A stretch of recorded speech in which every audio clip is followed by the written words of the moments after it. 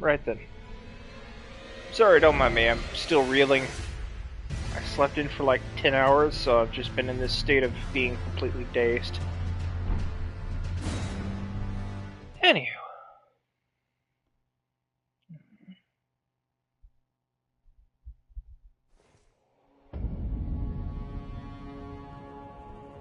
So, let me think here. Oh, right. I remember what I was doing.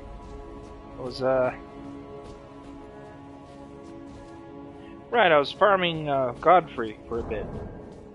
Actually got a lot of souls, too.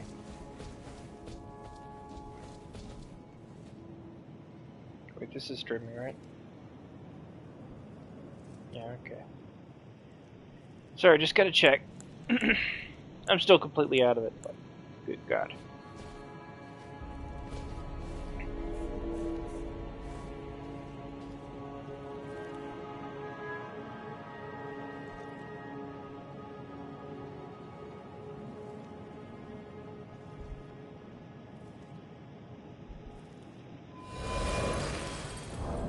I need, I think, 20k more runes. So, gotta farm them a few more times, and call it good.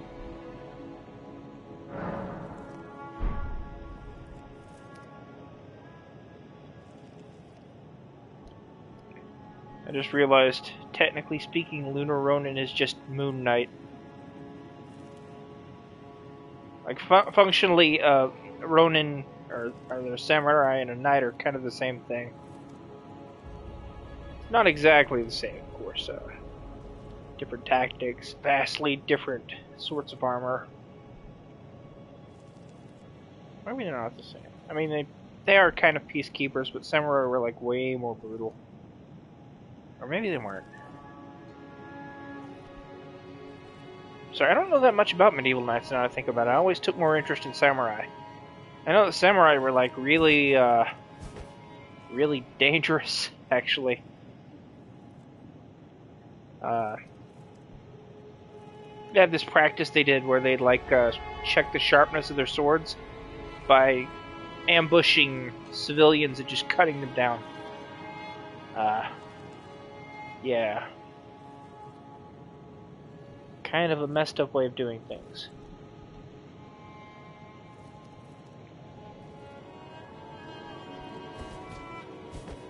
I wonder if I'm actually gonna get summoned. Oh well.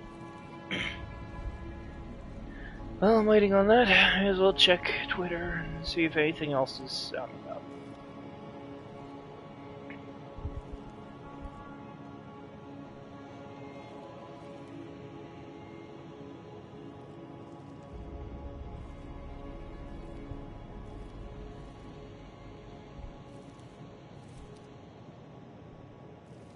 Alright. Tatsuki Fujimoto actually came out with a one-shot manga called Goodbye Eri. And it's really good. It's not quite in the same ballpark as, it's actually a vastly different manga from Chainsaw Man, but it is fundamentally very, very... I think the only manga of his I've never really gotten into or enjoyed is the, God, what was it again? Fire Punch. I never enjoyed Fire Punch. I think it's a good manga, but it's so unbelievably depressing that I can't get into it. Because I hate stuff like that, I guess. It's not to my taste, essentially. I loved it. It was very good and very fun, but it really did feel so cynical that I couldn't stand it. But if you're into a very, very depressing and sad story, read Fire Punch for sure, because it is good. I actually got through a good chunk of it, and I thought it was compelling. I'll never pick it up again, but that's not because it was bad. Chainsaw Man was way more up my alley because it had that perfect blend of the cynicism of Fire Punch, but also like an actually good, hopeful story with a lot of cool action in it. That was a very specific sort of commentary, you could say, on people being used as human resources. Which I thought was really nice. Okay, so I don't know if anybody's gonna actually summon me. Yeah, what the hell, I'll just muscle through it. There's actually something I want to do, now that I think on it.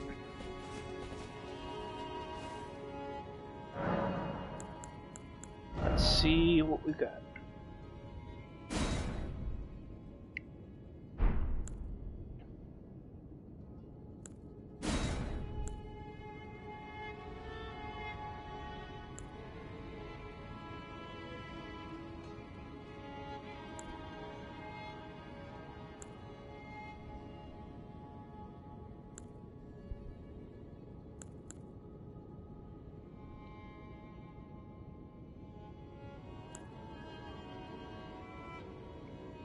There we go, this is what I'm after. And anything else I can use?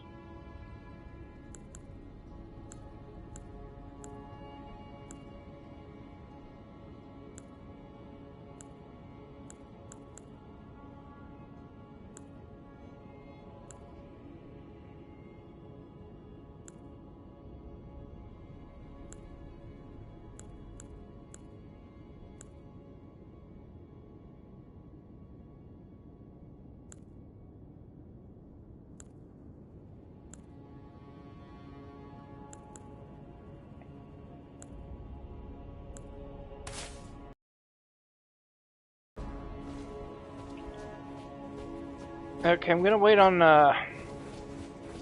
another summon real quick, and if I don't find anything, I'm just gonna dip.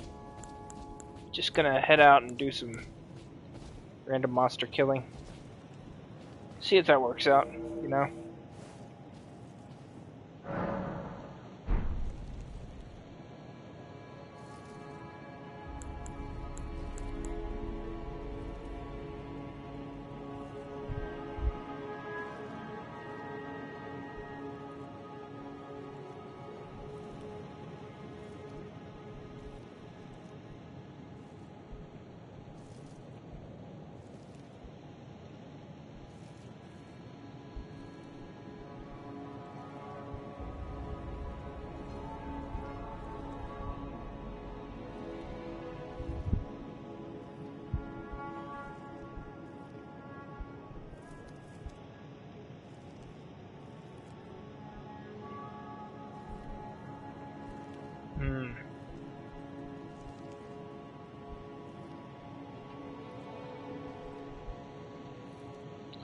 When I think about stuff that that inspire my work, I think Fujimoto's definitely one of those guys I think really has a good, how to put it, I'm trying to come up with a way to describe how I feel about his work.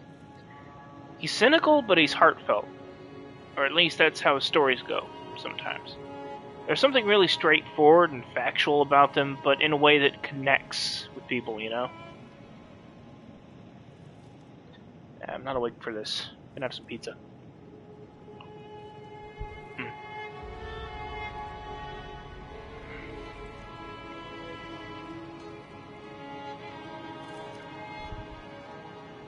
You know, I know this sounds really half-assed, but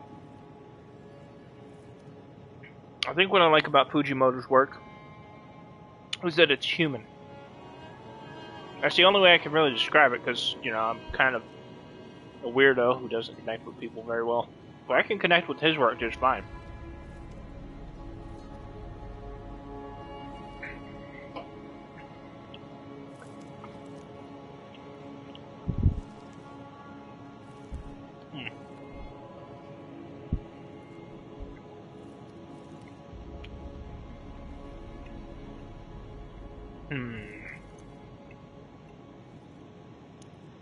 Good. Here we go.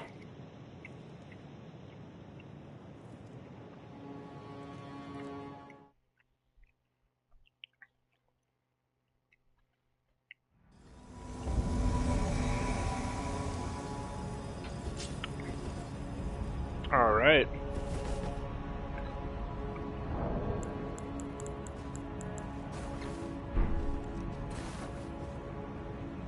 Let's wait for that second summon, shall we? Now, but back to my point. I really like Fujimoto's work because it's just, human. It's just easier to relate to his stuff.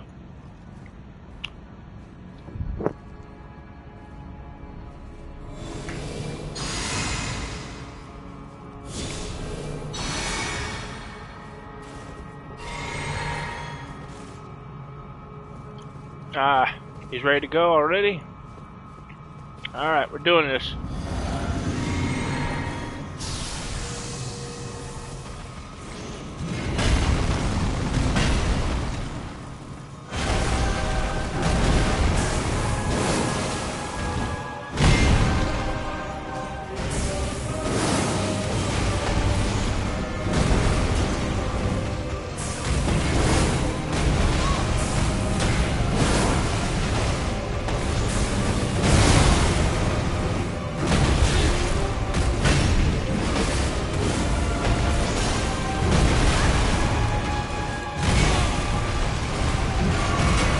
Okay, I'm panic rolling all over the place. Let me see if I can get this.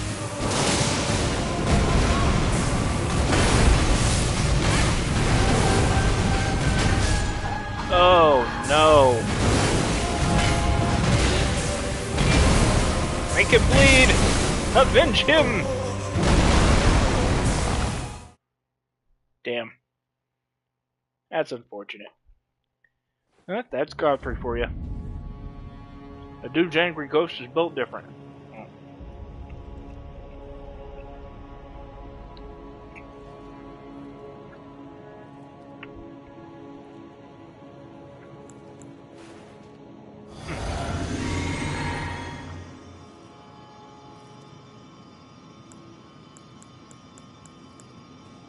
Why did I do that?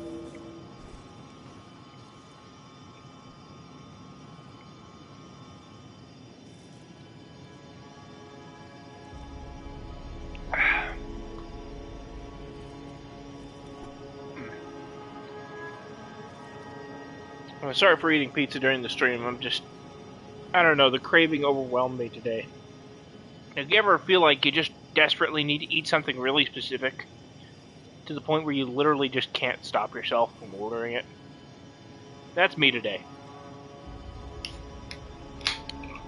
I rarely have cravings, but when I do, it's like, oh my god, I have to have this. I have to.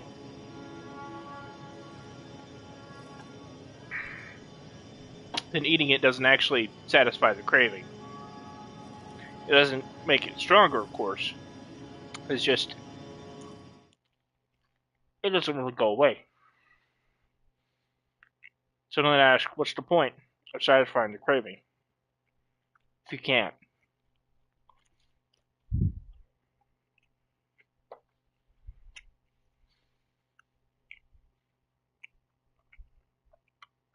Maybe that's life. Life is all about wanting something, having it, and then realizing you still want it. You still want something.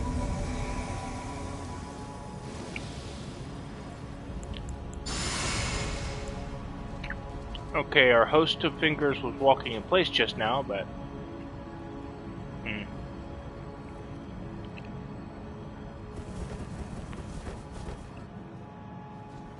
Oh, wait. Oh, okay, they teleported in. They teleported out?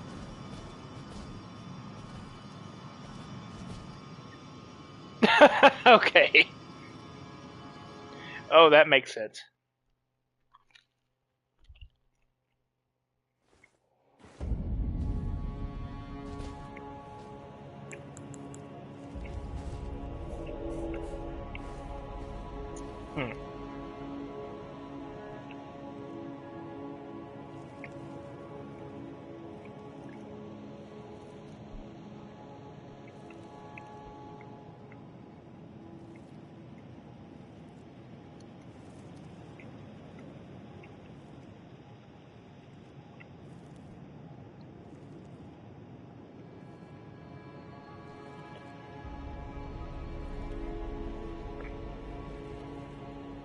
I think one of my biggest worries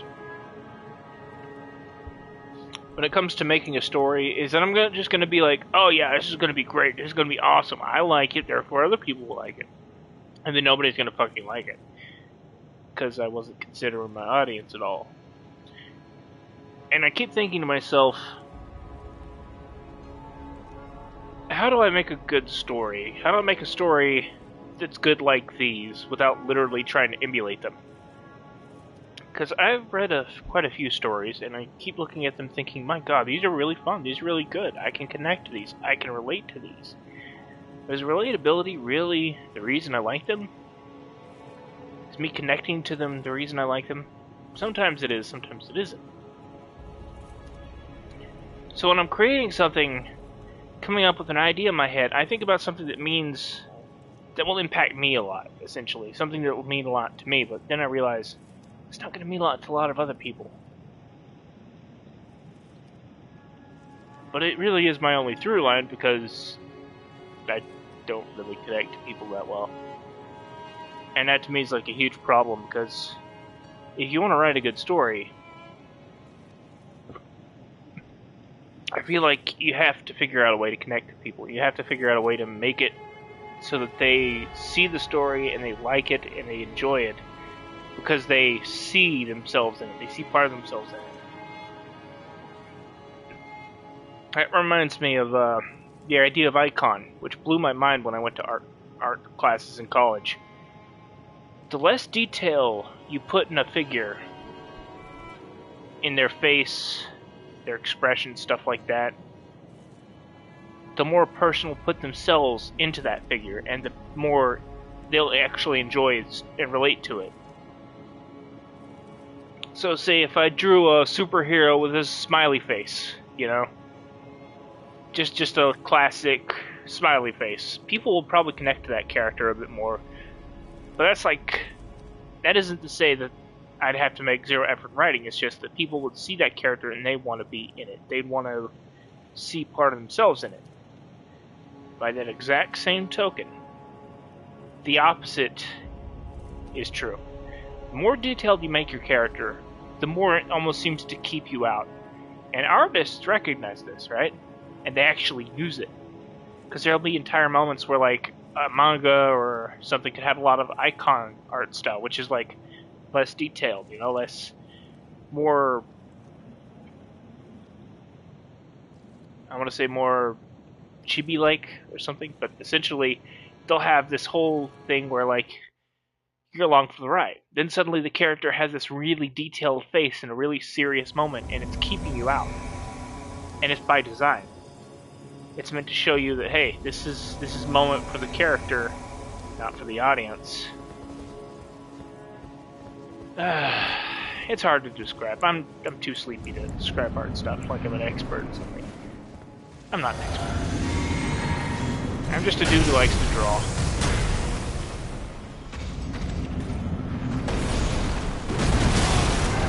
Uh-oh.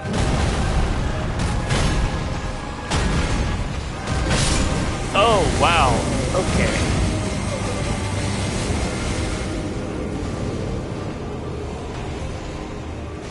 Garfield's like, no mercy.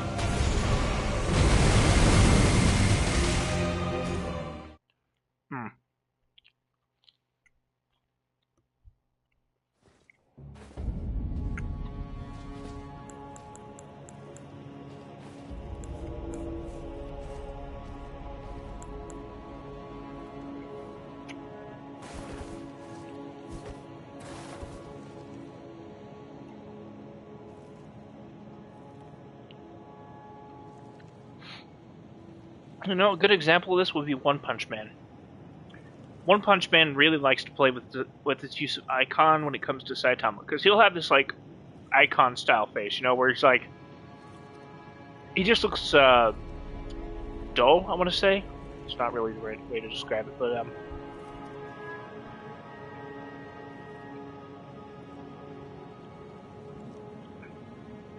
bored, emotionless, you know. He'll have a face that's just, it's really goofy and chibi style.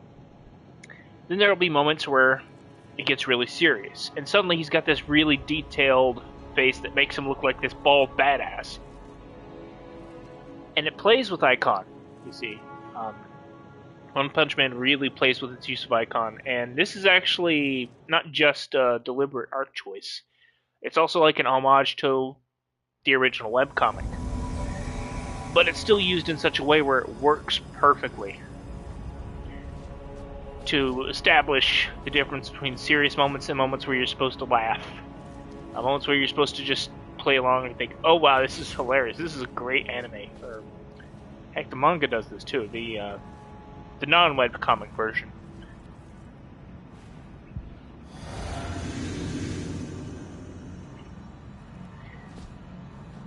And here I'm talking about this and I don't even know where I'm going with it. I guess the idea, what I was trying to relate to was, I don't really know now. I completely forgot. I just lost my train of thought. I guess what I was trying to say was, it's kind of a struggle.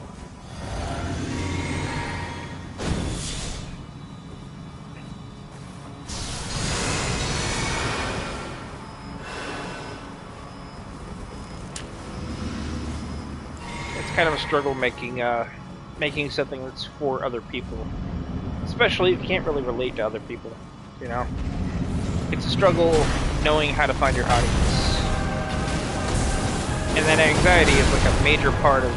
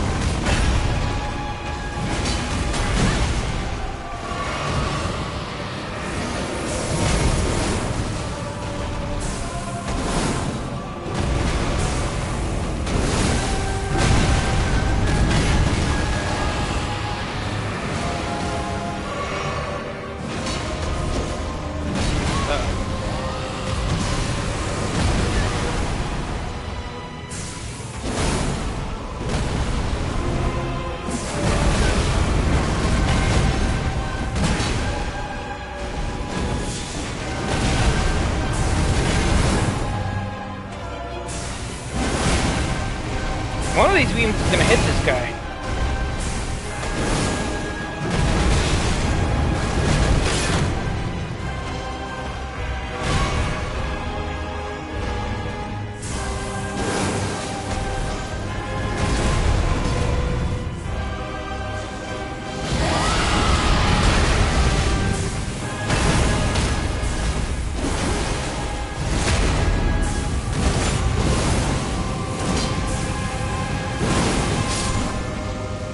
Oh, good.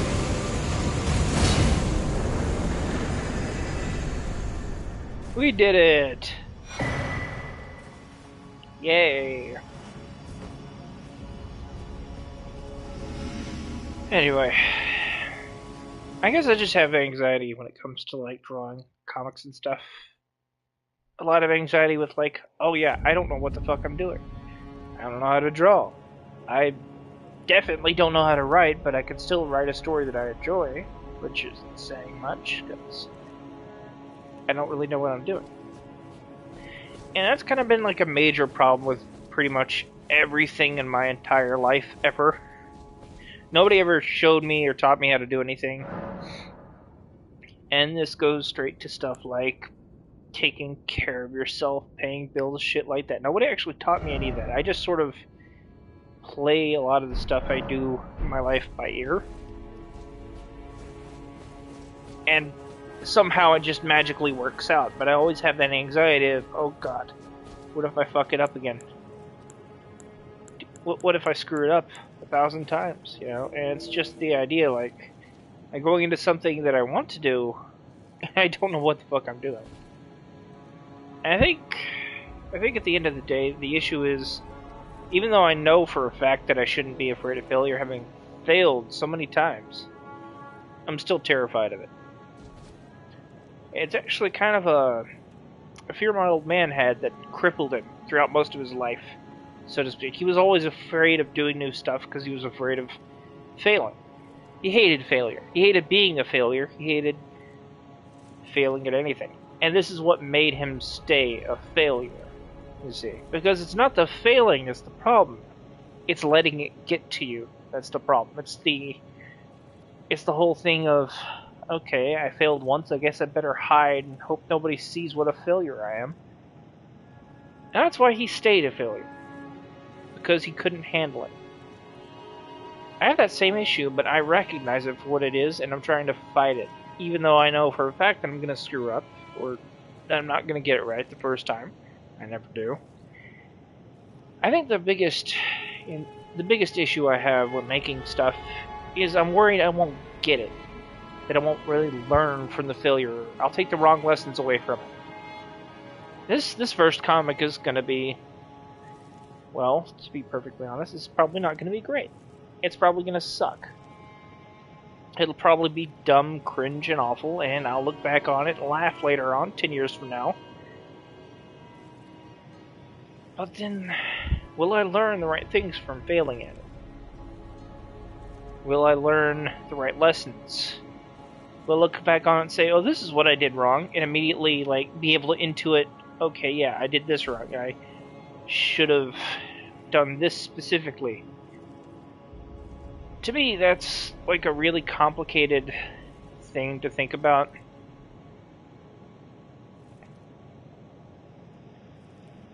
And I can't let myself be discouraged. That's the important thing. When I'm making or doing something that I want to do, I shouldn't let myself be discouraged, because then I'll turn out like the old man. Always hiding in his room. Not even willing to confront his kids or talk to them or, raise them. Yeah? Don't ever be like that dude. Don't ever be like Art Timms. That guy was kind of a fucking loser. But I say this not with any degree of hate in my heart, but the dude was he couldn't handle anything. He couldn't handle being a person half the time. And I don't ever want to turn out like the old coot. So, I try to take the positive lessons I learned from him, and learn from his mistakes so I don't repeat them. Can't say I'm particularly good at that latter part, but I am trying my best. And that's the important thing. Trying.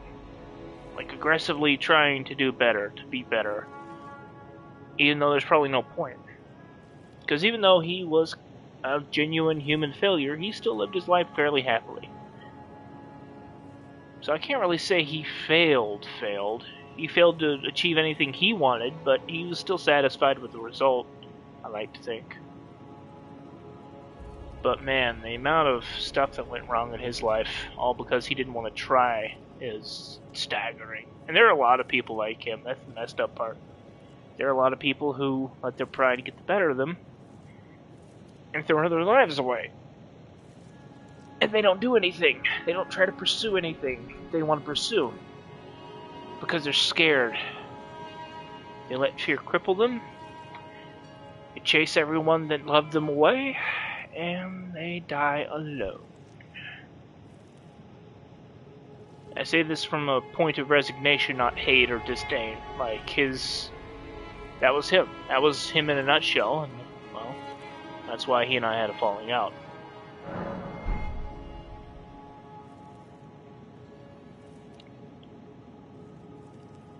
Anyway, I'm getting off track, but this is kind of related to one of my big fears, because I do take after him up to a point.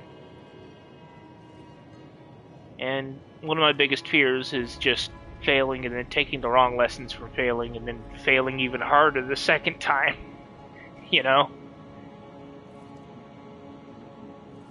So there are going to be times when I genuinely don't feel like drawing because I look at my stuff and think, man, if only I was actually good at this. If only I knew how to do it.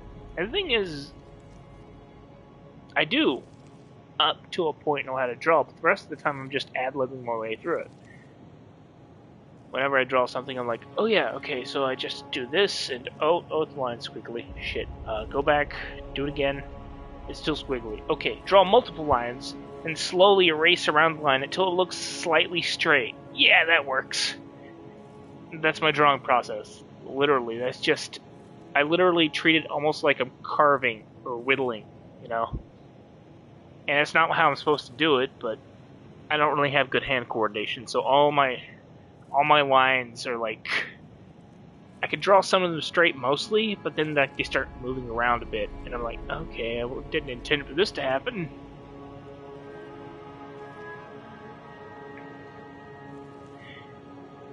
I really think I should have listened to my art teacher and drawn with the upper hand. That's one of the problems. I don't listen. I know it's a problem because, like, when I went to art class, sometimes things my way, and it turned out better than if he'd like instructed me.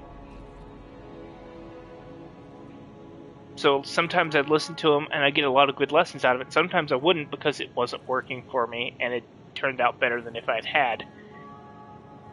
So I developed this issue when I was in art class, where I was like, okay, what do I trust here? Do I trust what he's saying and try it, or do I try it my way and see if it works better? And I wouldn't say we butted heads. We made it work. But there were times where he was just like shaking his head like, come on, John, come on. You gotta do it the right way, man. And there were times where I just knocked it out of the park doing it my way. Like, there was one area I really, really railed against his lessons on. And I probably shouldn't have, but it was the idea of the devil is in the details. And I think I took the wrong lesson from it.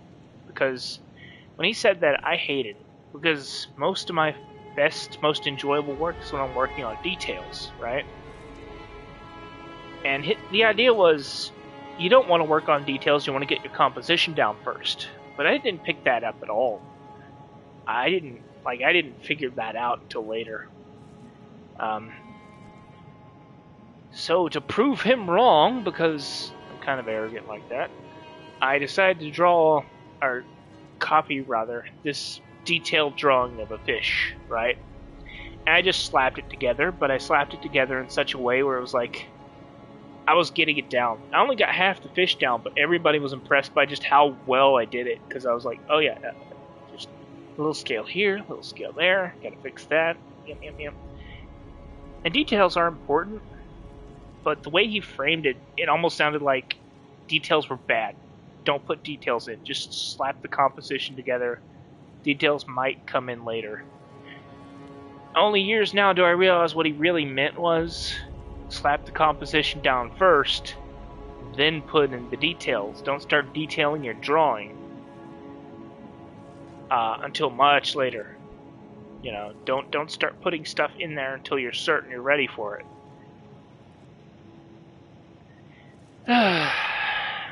And of course, not following that lesson held me back quite a bit.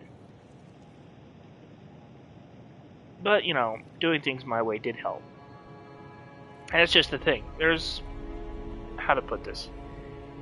Everybody has their own way of doing something. If you try to do something exactly like another person, you're going to fuck it up, because you're not that other person. A person's work, their art, their writing, comes from their perspective. You think about it like this. Every person's point of view is a different flavor.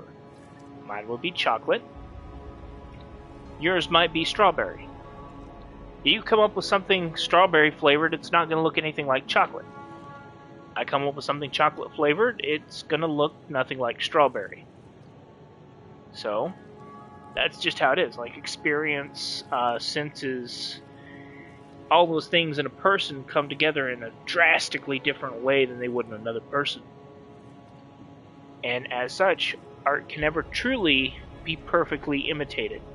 You can get close, you can get almost exactly to it, but there are always going to be differences. No matter how hard you try, there's going to be something you didn't pick up, and you're not going to get it right. You might get it very close to right, but it's never going to be perfect. Uh-oh. Godfrey's already thrown hands. And also, what is he...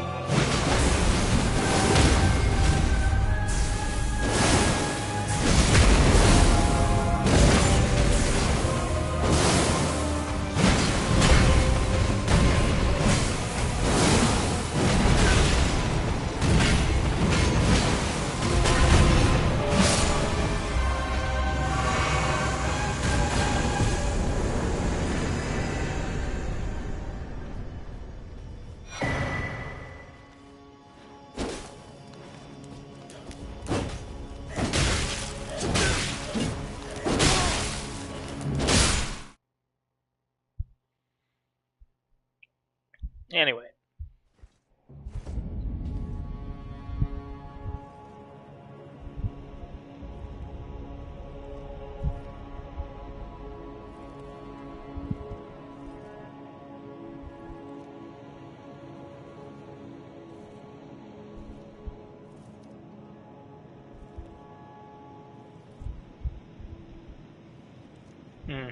Interesting.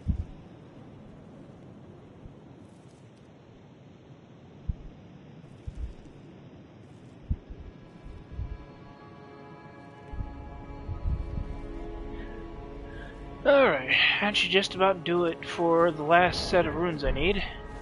Oh wow, I got a lot for that. Dang.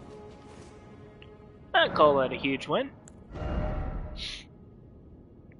And I don't even think anybody's paying attention to the stream, but in the event that you are, sorry to ramble on about art. It was just, more rambling about myself. That's beside the point.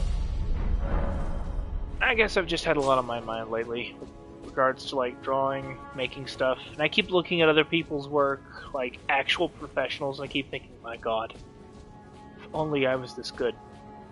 If only I could be this confident and also be this good. But the thing is, I have neither confidence nor skill, and what I do have is, like, the ability to hodgepodge pictures together, essentially. Like, when I make anything, it really does feel like I'm just sort of messing around and putting it together, almost like I'm cobbling it together out of scraps, you know?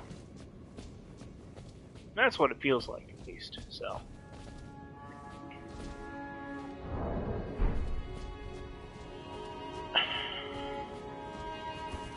What was I doing?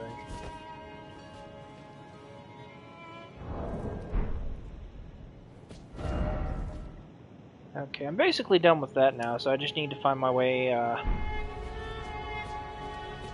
to that contract for the volcano house and go from there. But yeah, I'll be first to tell you, like, the reason my work looks so off is because I just don't know how to draw.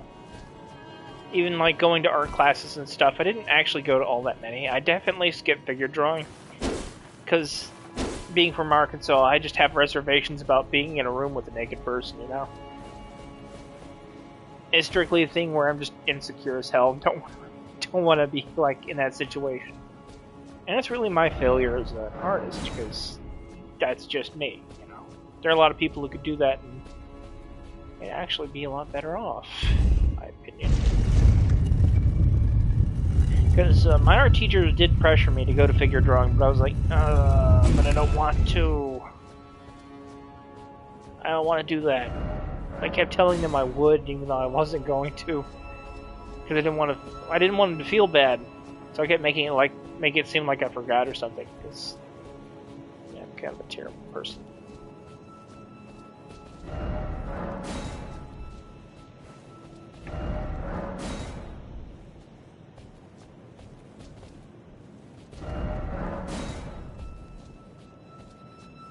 I have no idea what this is. Wait, no. Wait, hold on. Okay. Oh, I remember seeing this in the Vati video. It was the statue of Radagon that you do like a pose in front of. Yeah, and it changes gender. It's the big plot twist of Marika is Radagon.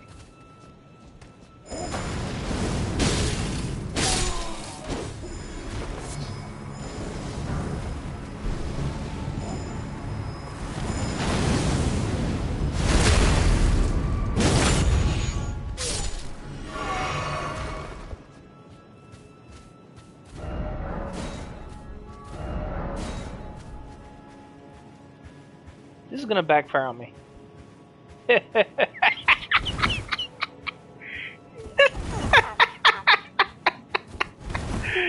called it. I fucking called it. Oh, I fell for it. Oh, I fell for it. That was good.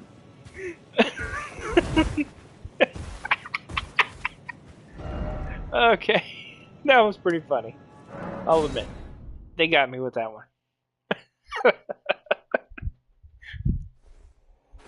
I was like, am I gonna get stuck in here? Yeah. That's exactly what's gonna happen. Oh man, this game. This player base. What the hell? Oh, aren't those like the finger ladies? The really creepy ones who don't know what... Oh my god, this whole room is just full of dead finger ladies. Did Godfrey's angry ghost kill them all? Oh shit, they're all over this room. What the hell? So those are the finger readers that you keep seeing. So if Godfrey's angry projection killed them all, which I feel like it must have, that would mean that Godfrey was in on the whole thing with Marika. So he wasn't exiled, he went along with her plan. The expectation he'd return and kill any and all figures of authority. So the ghost thing isn't actually a ghost, it's a projection he did. I guess. Or maybe not, I don't know. No light in my head.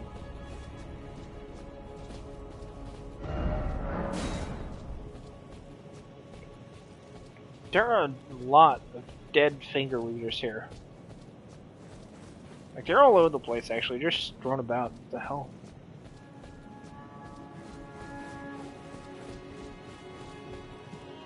Anyway.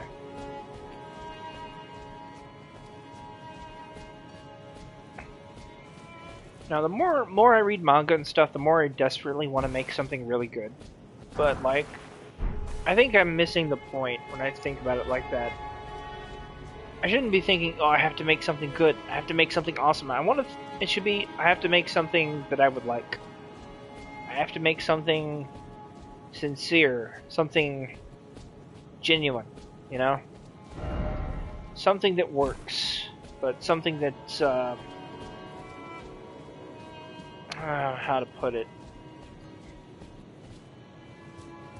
A good story has to be sincere.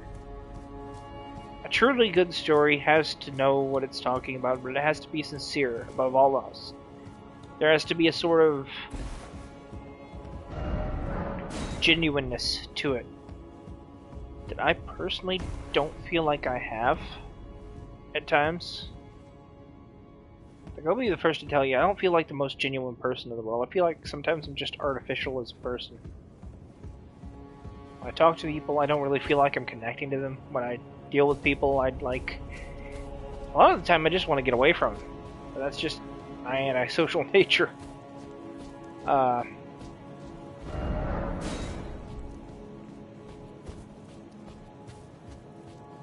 Like, I wouldn't say it's impossible for me to connect. There are some people I definitely relate to. It's just that I'm not surrounded by them.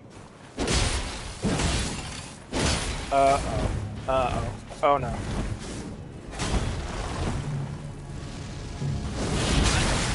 Oh no.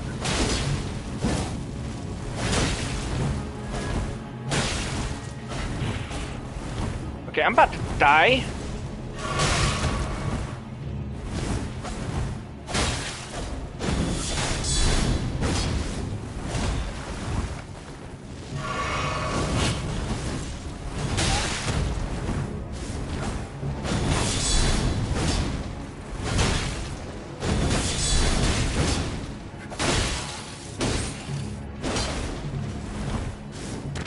Oh shit!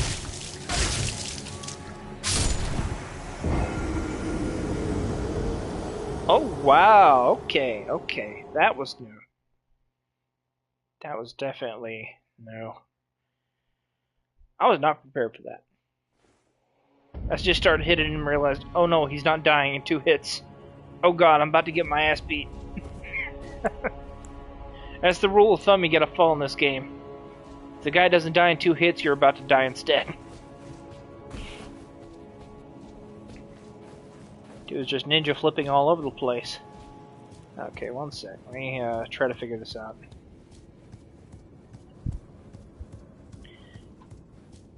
Something I mentioned in a post earlier, I do want to like stream Kingdom Hearts, but I'm gonna have to set up Elgato for that for sure. Because there are so many fucking block scenes in that, it ain't funny. So if I want to actually stream the full experience, I'm gonna have to like...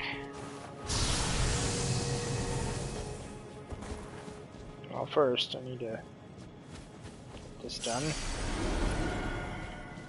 Oh, well, at least I know who killed all the Finger Maidens.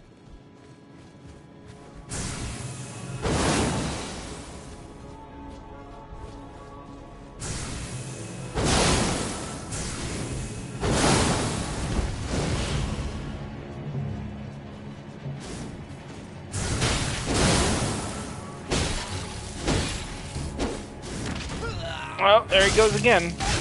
Insta-killing me with that grab attack.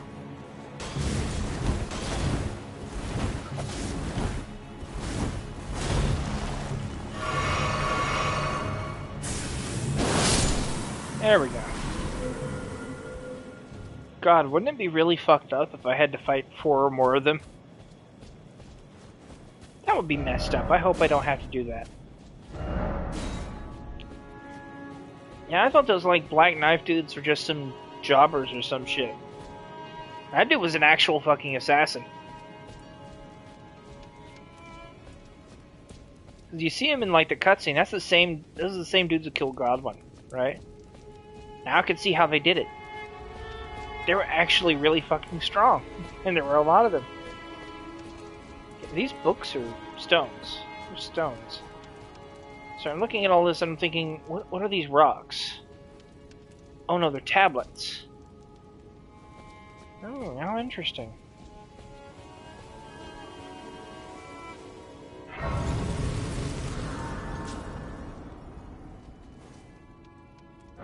Okay.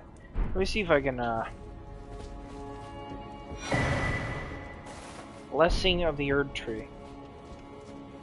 I have no idea what this is. What is it? Is it an item?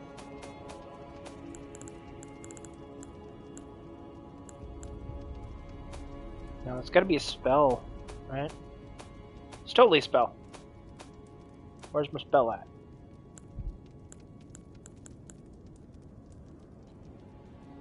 Okay, that's actually pretty good. I mean, if I was rocking a proper faith build, it really would be good. But I'm not, and I don't care. Oh no, what if this is a boss? Okay, hold on. I've been around the block long enough to know when I'm about to get my ass beaten. That's a boss fight, if ever I've seen one. Including right to the Erd Tree. I can already tell this is gonna be hell.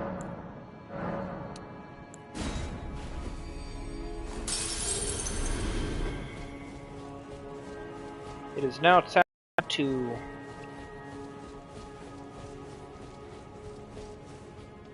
level up just a little bit more, and then we'll go fight that boss. Am I at least strong enough to wield the God-slaying blade? Because that's what I'm really after right now. That's why I'm leveling this up. That's great sword. Where's the God-slayer blade at? Down here?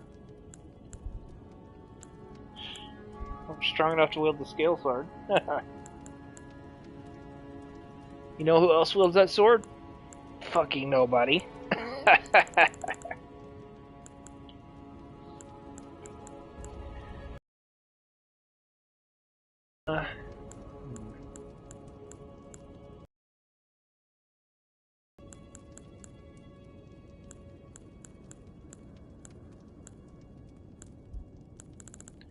Where'd I put it though?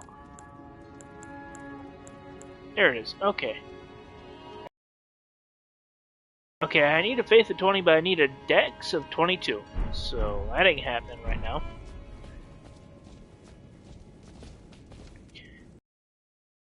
I'm gonna need some summoning help, because I have a feeling I know exactly what's up ahead. Because I've seen that boss fight, and there's only one boss I know of that's at the foot of the Erd Tree. It's the Omen King. King of the Omens. Lord of the Never There. bringer of anal destruction to casuals. I've seen the fight. He looks really hard. Like they literally put you up against like a demi version of him. Specifically to prepare you for the much harder fight, because he's kind of that much of an asshole.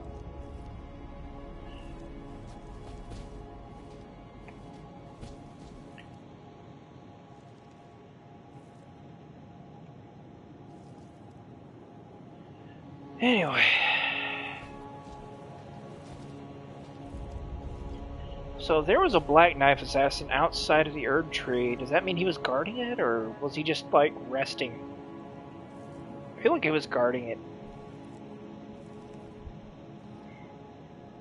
Why would Morgott be allied with the black knives? Unless he just wasn't. The black knife was just there for some reason.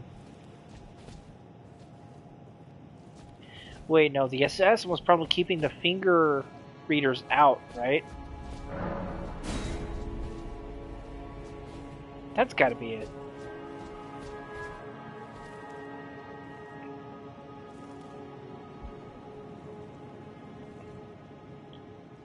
Yeah, it's gotta be it.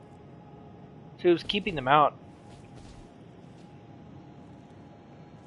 Okay, this dude beat Radahn. He could totally help me, right? Look at this shit. He's wearing Radahn armor. That means he's hardcore, right? He kicked Radahn's ass. Well, this dude did too, but he's got a Guts Greatsword. I want him.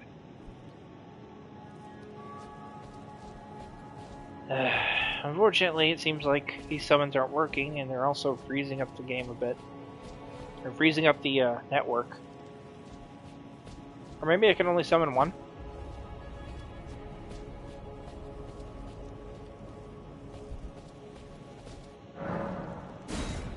Okay, Mel Gibson, you're up. And you too, Radahn guy.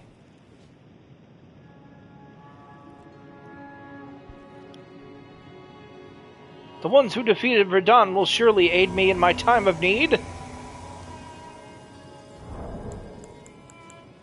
Hey, how you doing? Okay.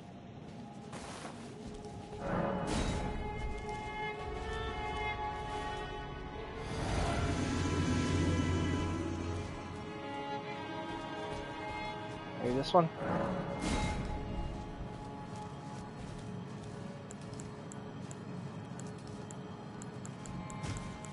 Oh, right. I need my rune.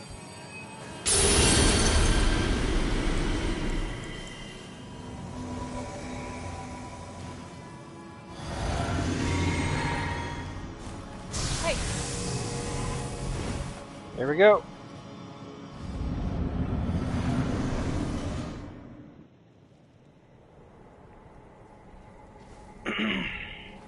Yep, it's Omen King. Graceless, tarnished.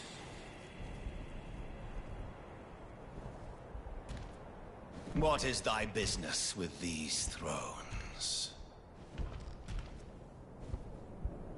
Ah, Godric the Golden.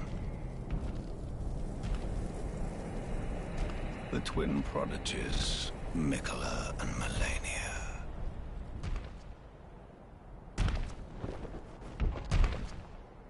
General Radahn, Praetor Rykard,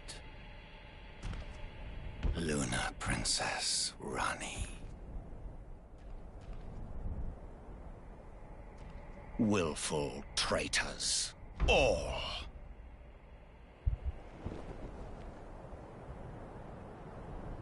Thy kind are all of a piece. This guy is like the most gnarled person ever. Everything about him just seems like tree-like. Pillagers, emboldened by the flame of ambition. Whoa. Have it writ upon thy meager grave. Felled by King Morgott, last of all kings. This dude goes hard.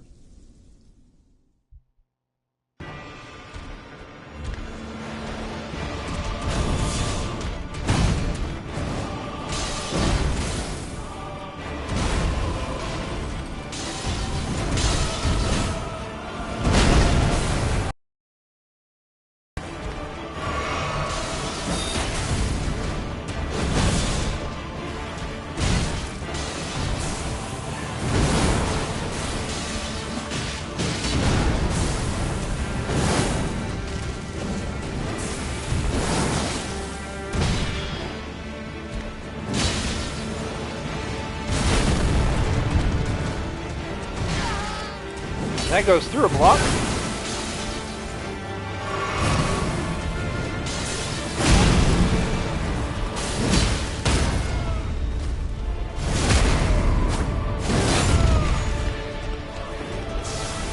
Get away. Get away.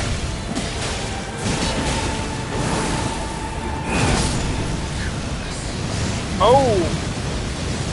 Oh no, I wasn't expecting that. Oh no! Oh wow, that's actually terrifying. Okay. Yeah, I saw part of the boss fight. I missed that. Oh no. Oh no, that's actually really brutal. Okay, so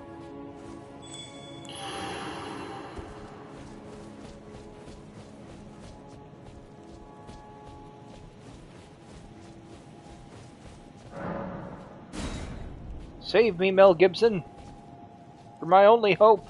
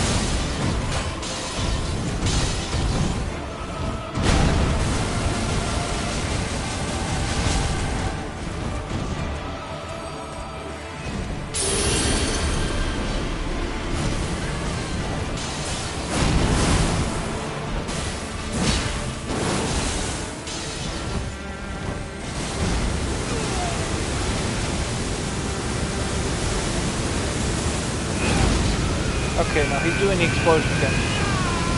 On top of constantly raining swords down because he's Virgil now. The throne, stained by my curse, such cannot bear. Thy hardiness shall not be forgiven.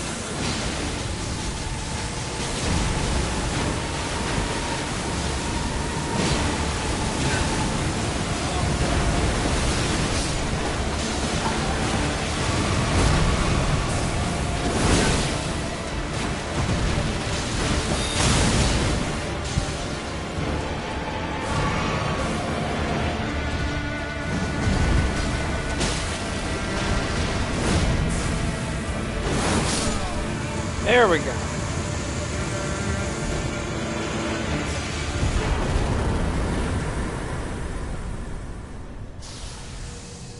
Morgoth's Great Rune. Now that was something else. Oh, he's still alive. Tarnished. Thou art but a fool. The Erd Tree wards off all who deign approach. We are all forsaken.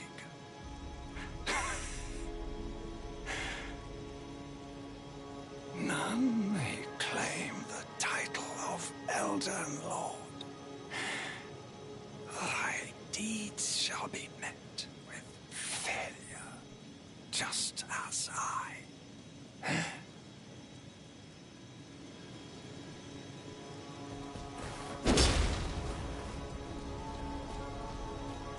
Goodbye, Margaret. Or Morgoth, or whatever.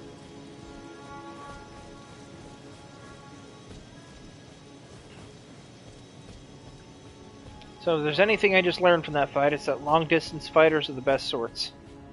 Also bring friends.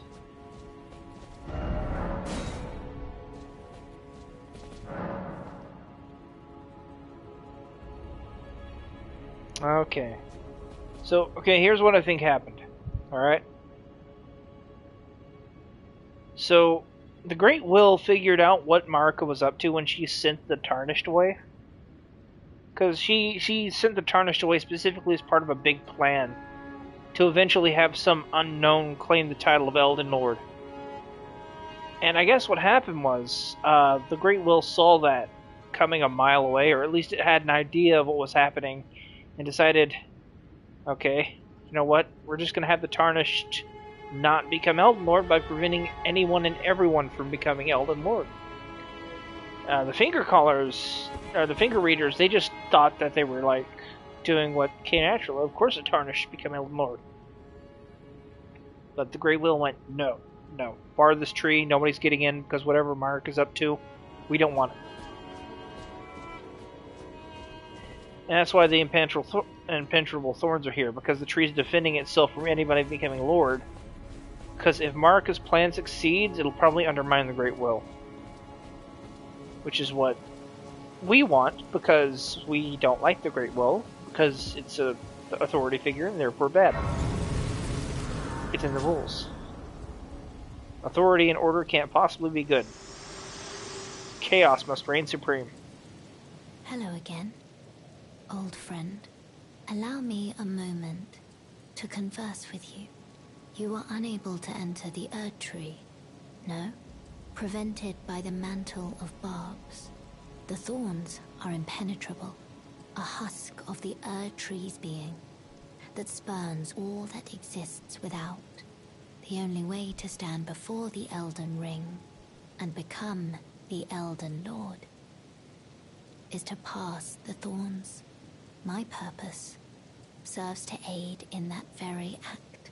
So I'd like you to undertake a new journey with me to the Flame of Ruin, far above the clouds, upon the snowy mountaintops of the giants.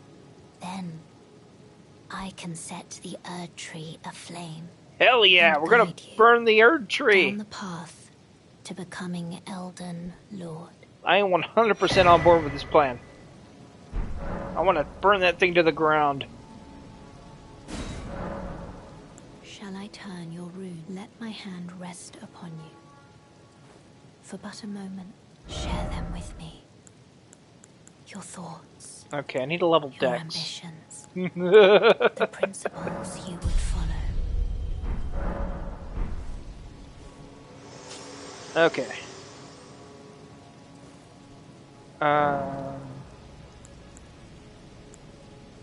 Ashes of War. I have no interest in that stuff. So, we had defeated the Omen King, and by defeated I mean ganked as unfairly as possible and beat the shit out of him. Congratulations. We're terrible people.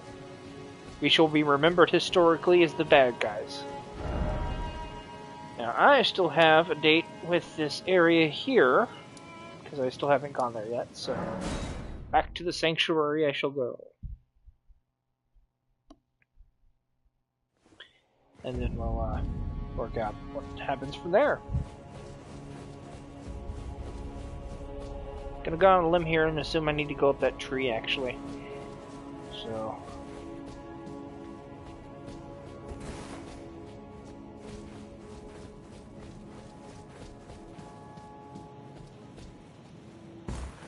Actually, I've got Morgoth's Great Room. That means I need to find a tower. But are there any divine towers in this area? I feel like there aren't. Maybe that qualifies? Maybe? I'll figure it out later. For right now, time to go up this tree. Or... Oh wait, never mind, I can't. Okay. Shit.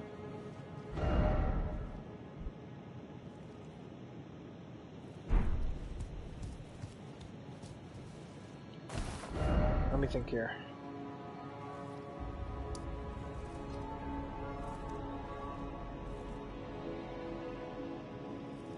So I feel like there's a path here that I can't really follow right now.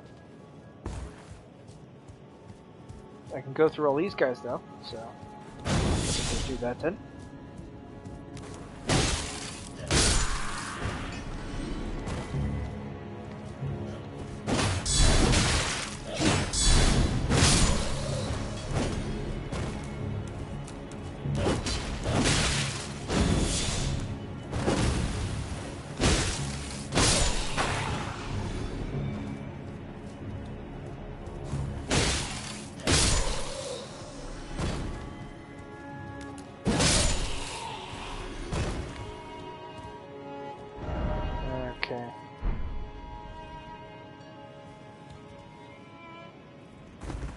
Oh, okay, that was close. I don't think I should have done that.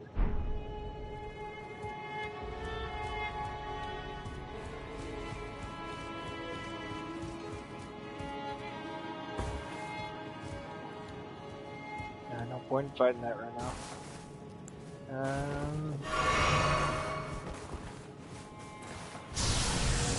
Oh goody, flowers.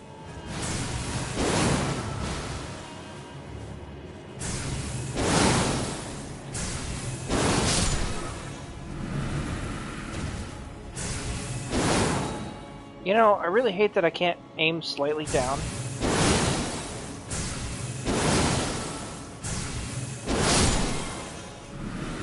It's the worst.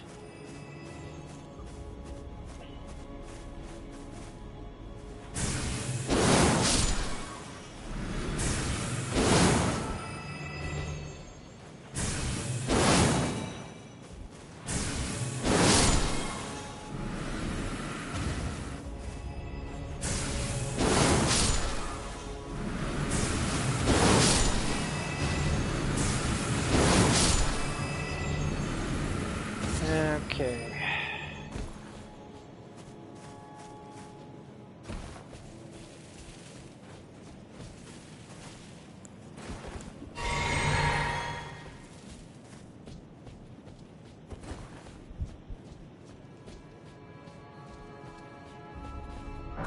Well, that's bust. As it so happens, that's the exact bridge I needed to cross, too. This was kind of pointless. Wait, no.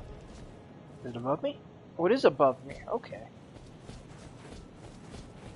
Sorry, I'm trying to figure out where I need to go to get to that red dot. Because I'm after the volcano house contract, you see. But we'll see.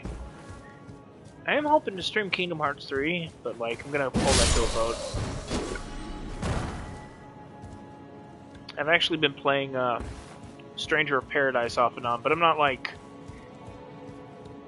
super into it. I'm just doing like grinding sessions every once in a while to hit level 300, start farming good gear sets. But there's no point doing that. It's just there.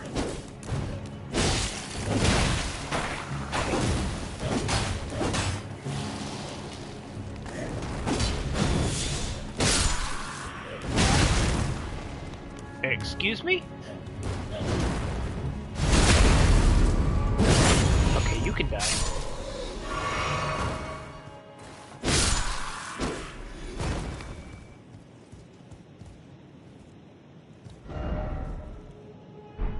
Okay, is this the right path even? I feel like it is.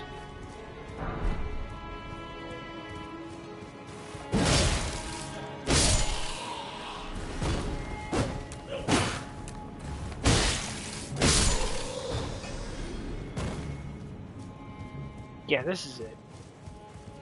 At least I'm pretty sure it is.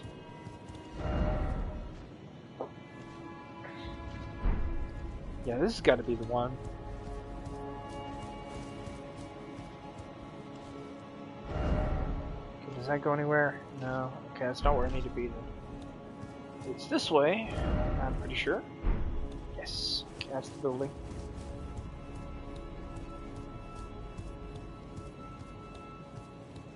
Oh no, it's a dog. My one weakness. There are two of them.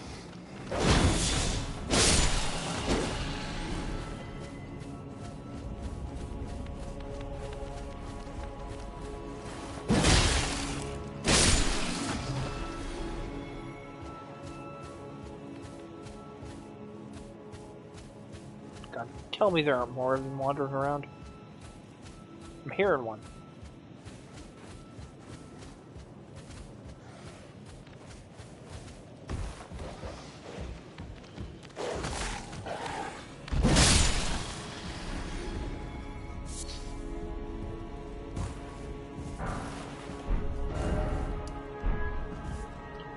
So, based on what I've been seeing so far from Elden Ring lore, I'm going to go on a limb here and assume that ancient aliens contacted some random lady And then using their godlike alien powers, she took over the world, and then hijacked the very idea of death itself, creating a branch of alien culture surrounding an evil giving tree.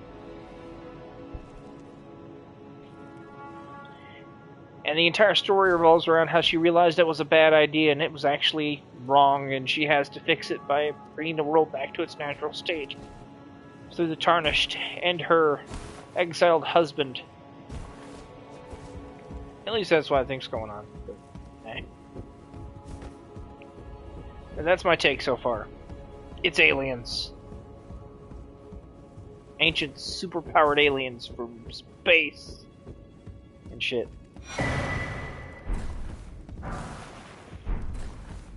Sanctified wetland.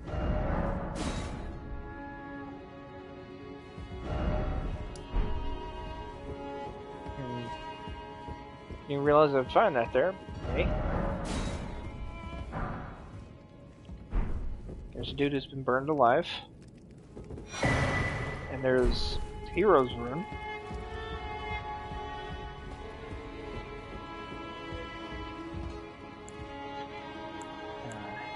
Okay. Wait, hold on. Oh. Oh.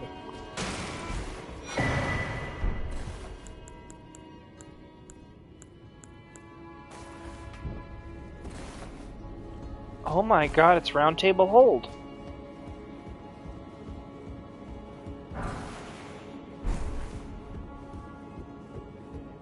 Holy shit, it's Round Table Hold. Oh, that is cool. That is actually really neat.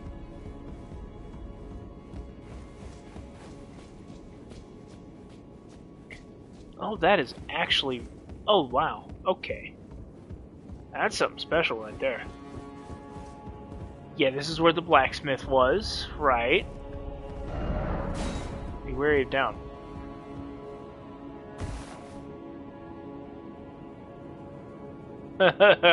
Okay. Whoops.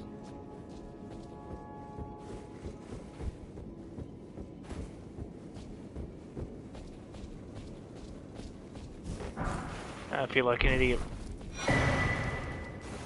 Two Fingers Prayer Book.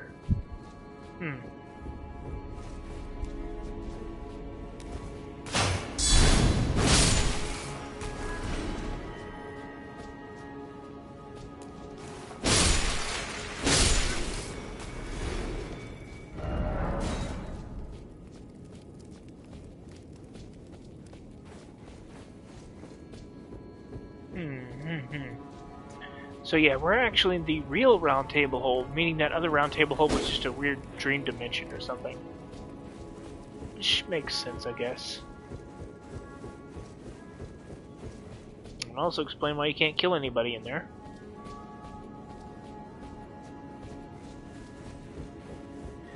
Well, hey, it's the stuff that belonged to that one dude. The one who tried to kill me.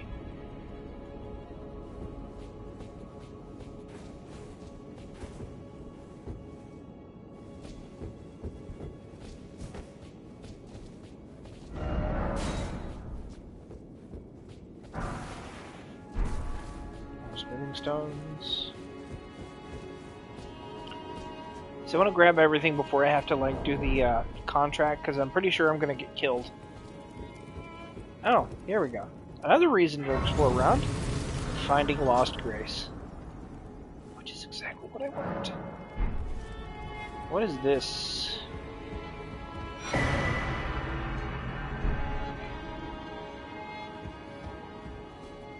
Okay, another painting. I think those paintings actually like... They're like the treasure maps in Skyrim. Where you go to a specific location and then you just find the treasure, you know? That's totally what that is. Okay, we're here. We have our contract ready. Let's kick some ass.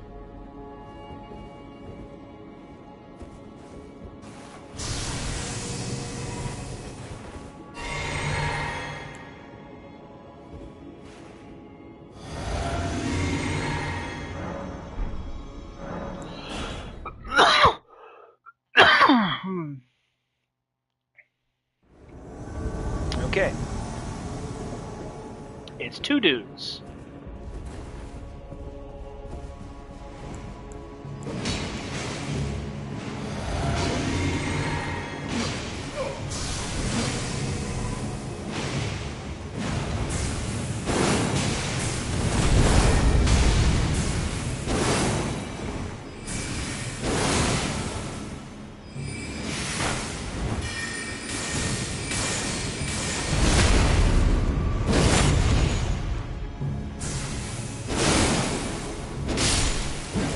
That's one down.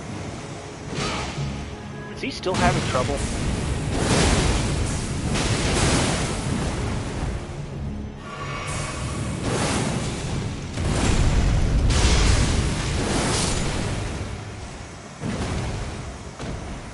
Got him.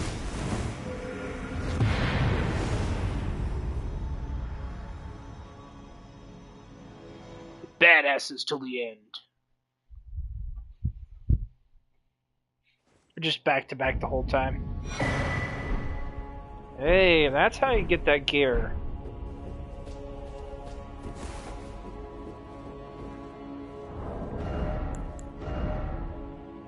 You know what? I think it's finally time I just change my character up a bit more.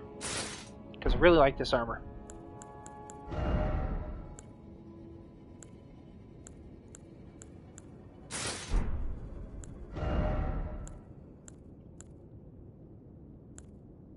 No, Blades is technically better.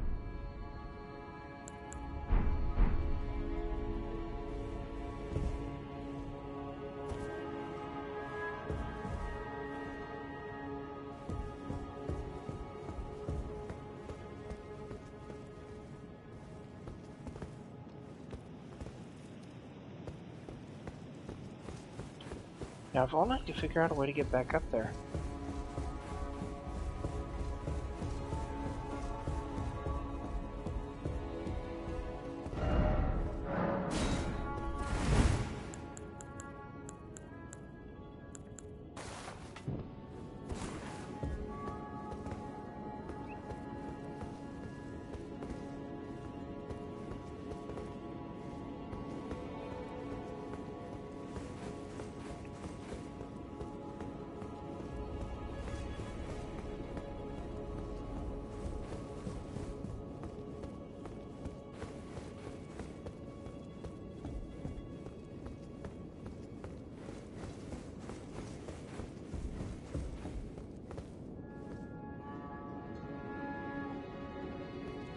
Yeah, that works.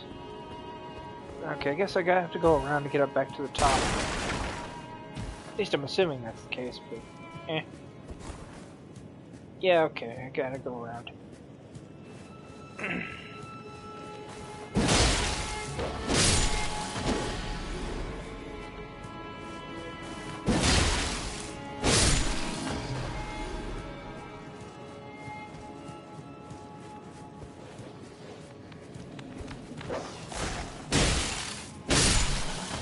No. Alrighty.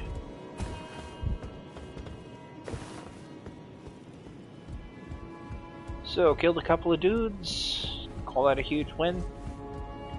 Got some gear. Okay, this time I really do need to be wary of down.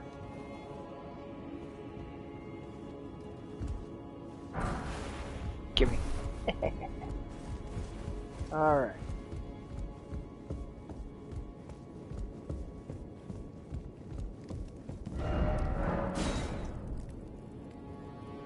Very funny.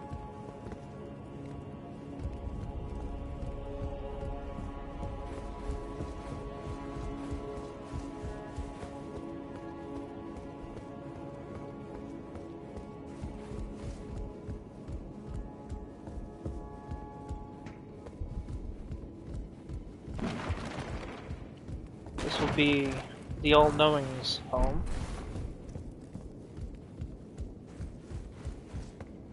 Or his room, rather.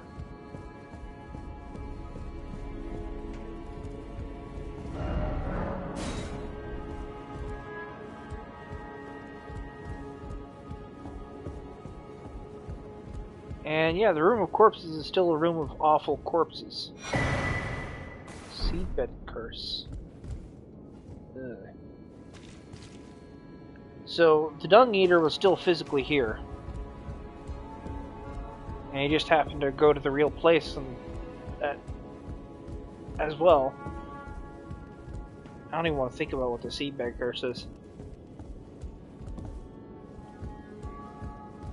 Now, the more I think about what Dung Eater is as a character, the more horrifying he is.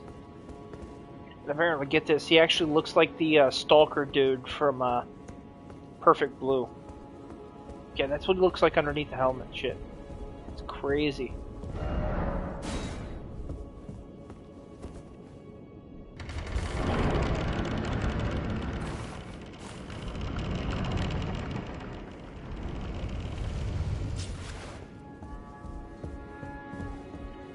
No fingers, but a throne. And a coated sword? Interesting.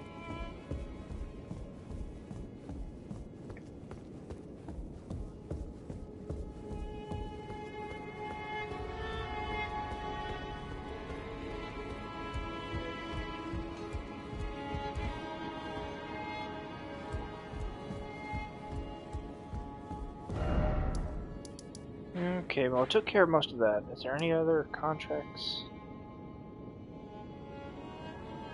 The rolled route? There's another place I wanted to explore first, though. It's over here. So I guess I'm gonna head back. As soon as I can find my way back.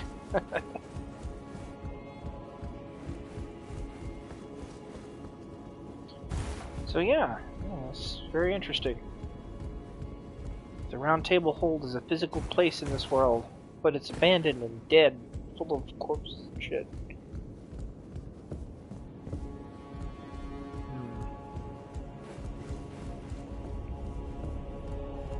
It doesn't really do anything for me. It really is just, oh yeah, look.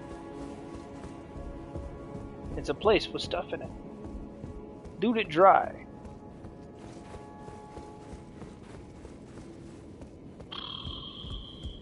Okay.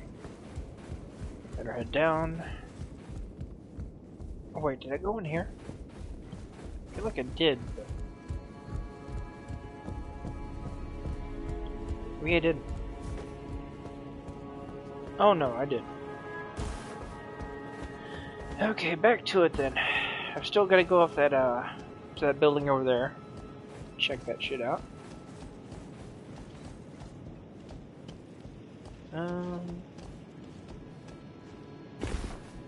There we go.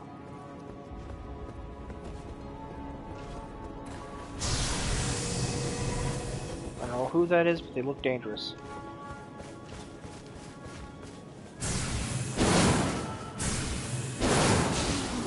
They are dangerous.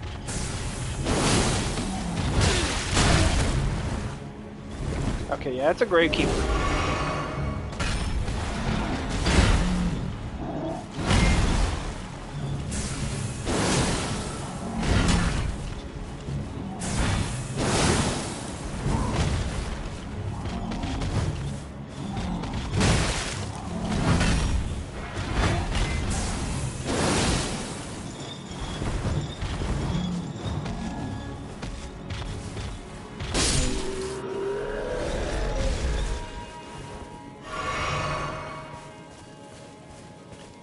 Oh my god, is this area gonna be full of those guys?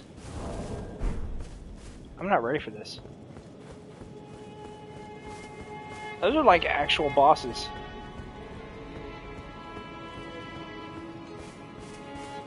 Oh well. That's how it goes, I guess.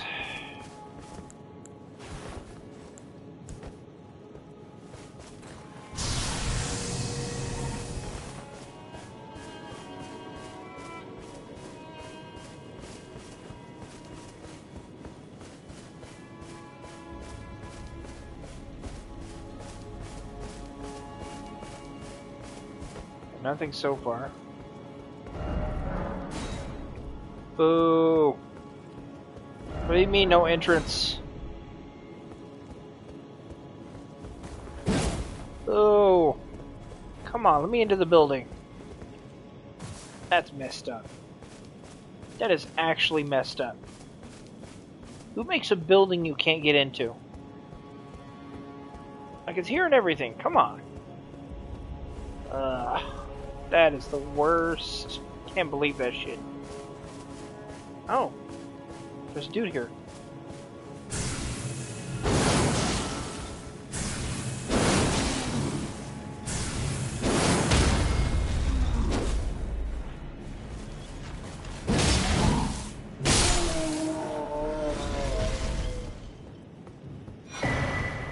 It does seem like the charge beams are in fact slightly more powerful than the others. That's nice.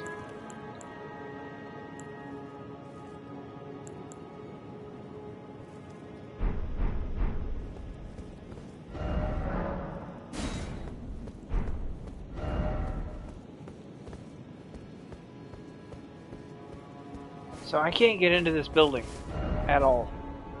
It's just there as an ornamentation. Left, visions of armor.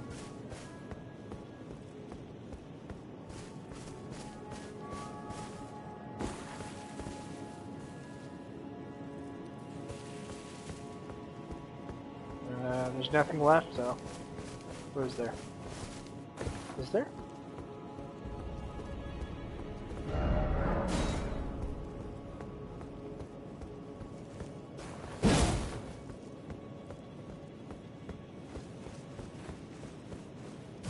Okay, maybe not.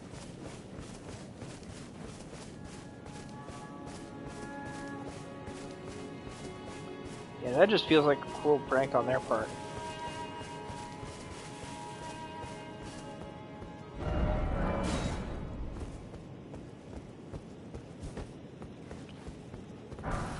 Okay.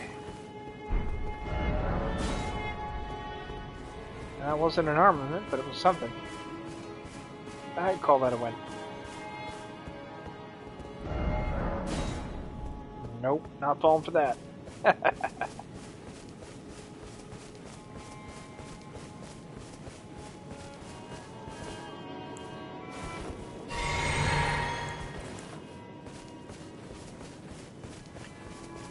Okay, so we fought Godfrey's angry ghost, then an Omen King.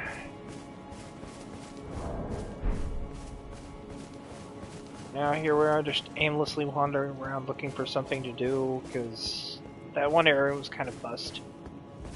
It's guarded by what appear to be a bunch of like grave guardians or whatnot, but past that there's really nothing there. Unless I missed something. Maybe it's on the other side of the building.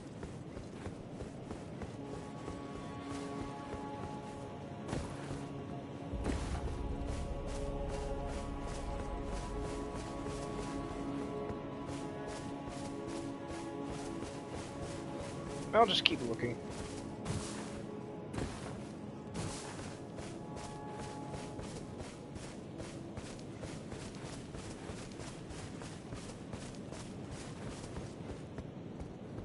Oh. Oh. Starfire? A Starfist, okay.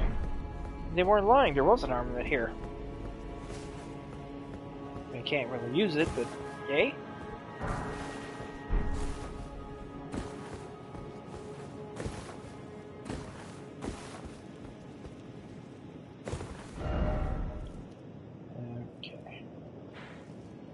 That must be the Divine Tower over there. But, getting to it might be a bit more of a challenge than I anticipated, because that looks like a hard area to get through. Well, anyway, time to go over here for now.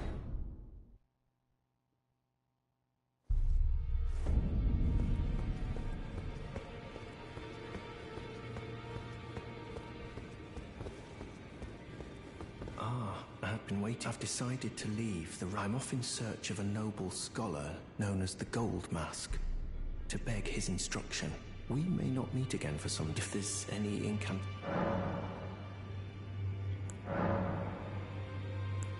That is a work of heresy.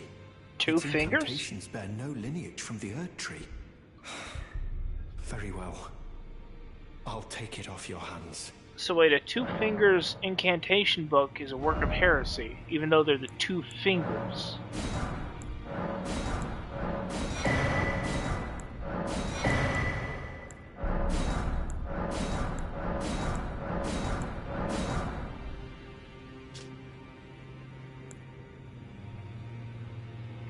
That makes no sense, though.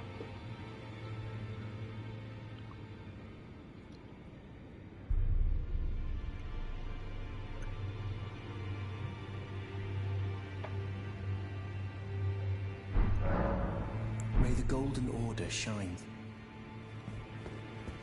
Well,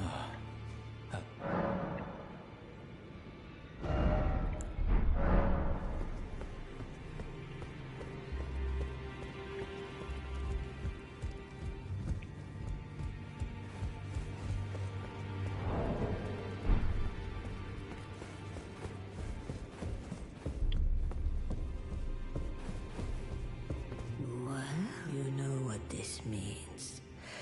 The Erd Tree has burned you.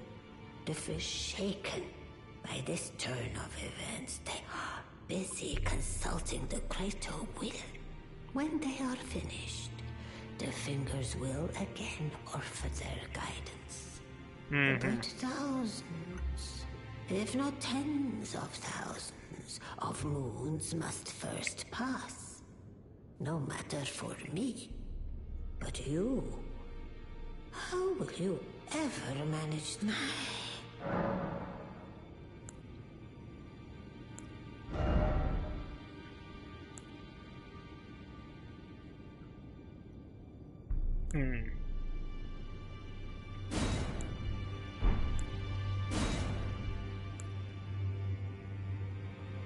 It requires strength and dex that I already have, so I can use this no problem.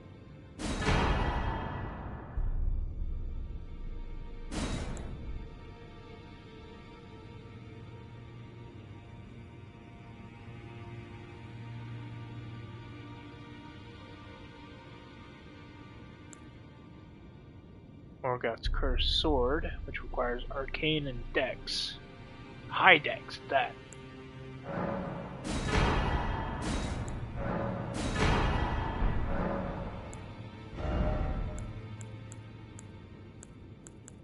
Equipment of Champions, Verdan's Spear.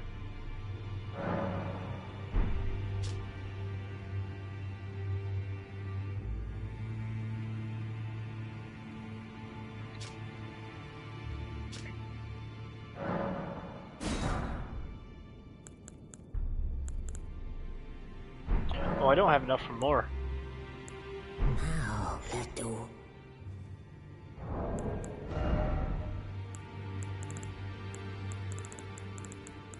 See if I can just buy a bunch of those great arrows real quick.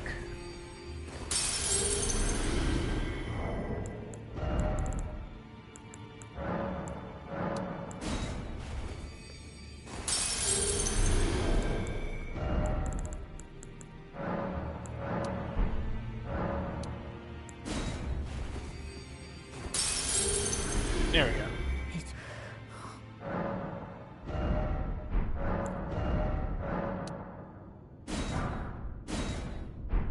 Now, go Leto.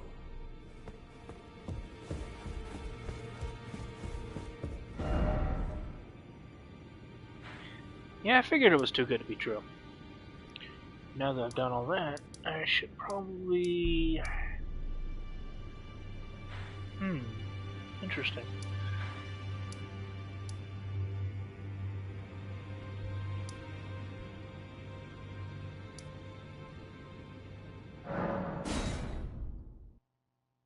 I'm gonna go ahead and change my name again.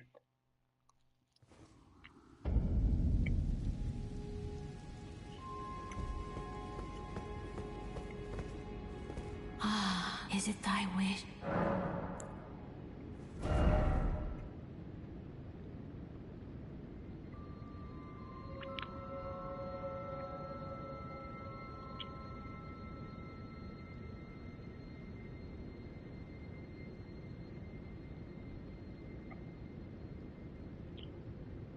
There we go.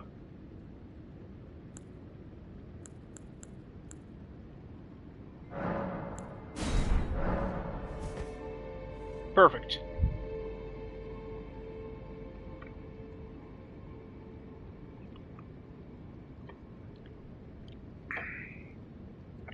Be not alarmed, nor afeared.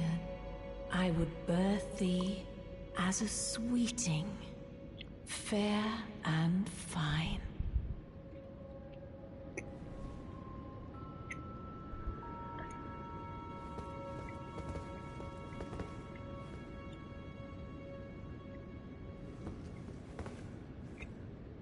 So the Full Moon Queen, she's essentially lost her mind, I guess.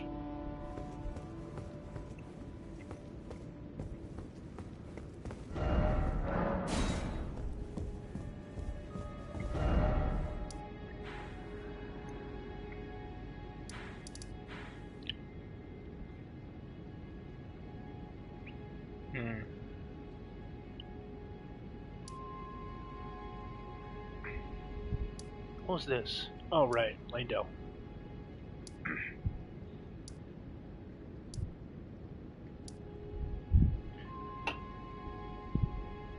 Queen's bedchamber. I don't remember going there.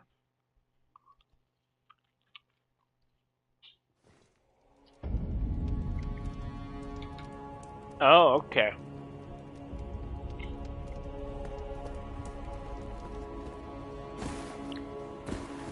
Interesting. So all these tablets must actually be like work orders for the city. Because as I recall, like, King and Queen's duties are mostly like handling work orders, right?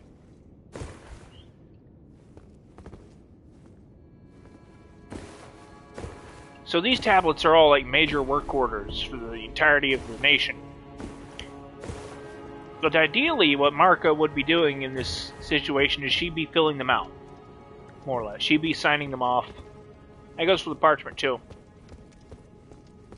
She would be essentially like filling out like lists and like negotiating trade in various areas and stuff like that.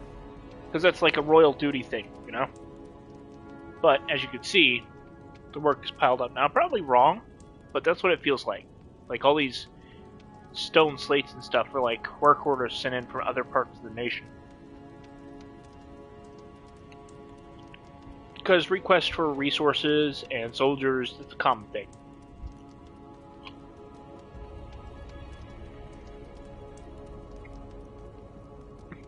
It's something kings and queens are supposed to handle.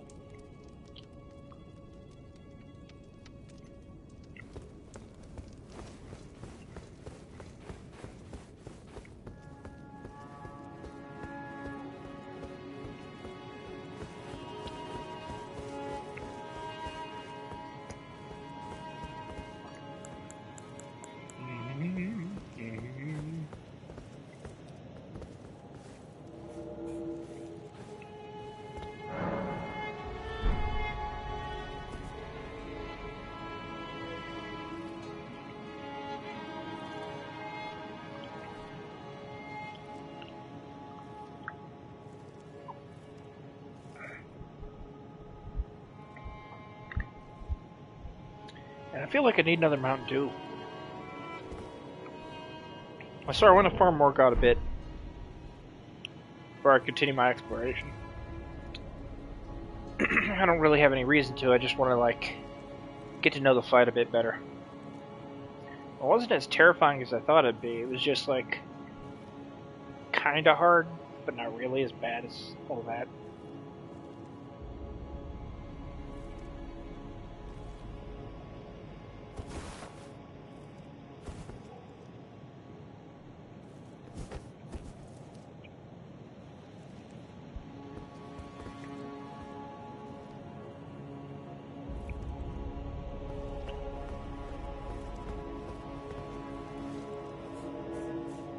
There we go. Much better. While I'm waiting on that, I'll just scour Twitter for some information on the end of the world or something. That works, right?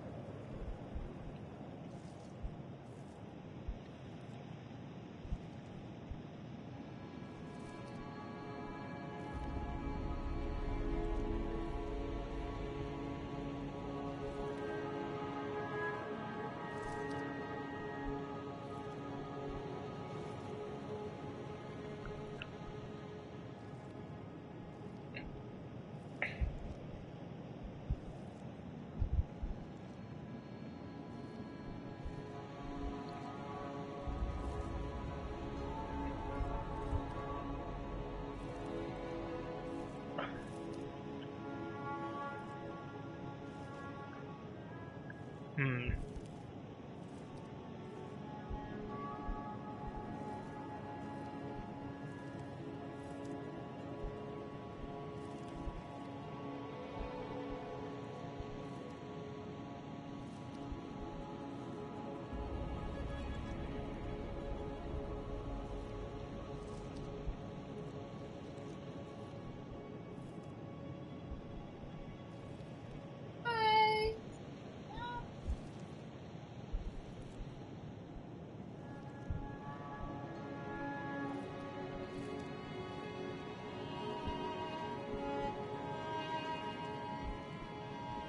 I wonder if I'll actually get summoned for this.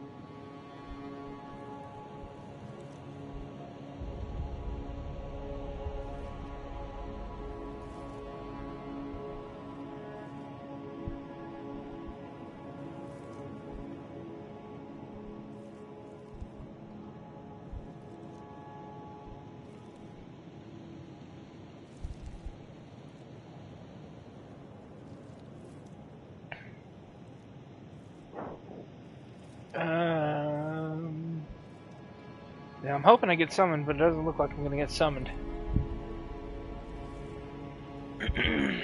Might have to just stop for now and head down to that one area I'm supposed to go to.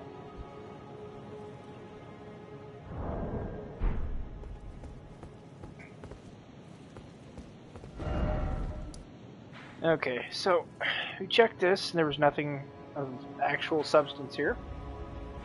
And no way to get to that at all yet. Yet, being the operating board, there might be a way, but it doesn't look like there is, unless this leads in there. It might. Okay. To the yard tree, nothing there. Now we need to find our way back to here.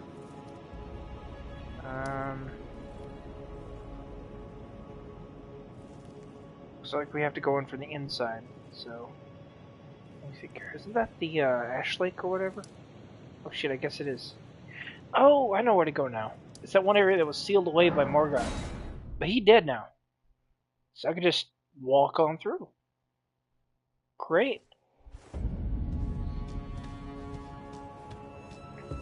Bok, this seems ready to make a jump.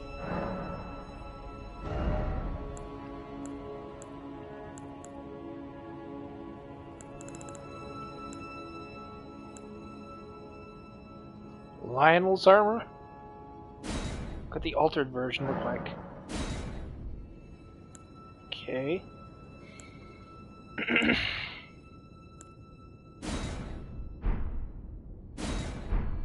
So the raging wolf armor just gets trappings removed. Boo. Oh, please do.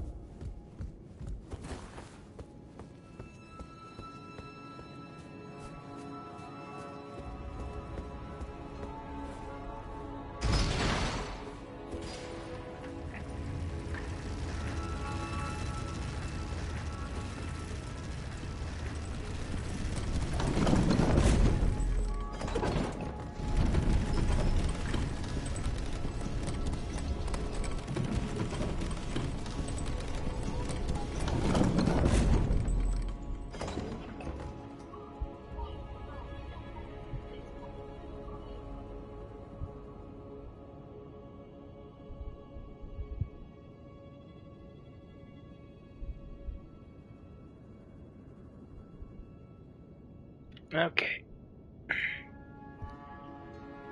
So, as I recall, I gotta go through the gates into the Ashen area. And that would be this way, I believe. It's been a while since I've done this.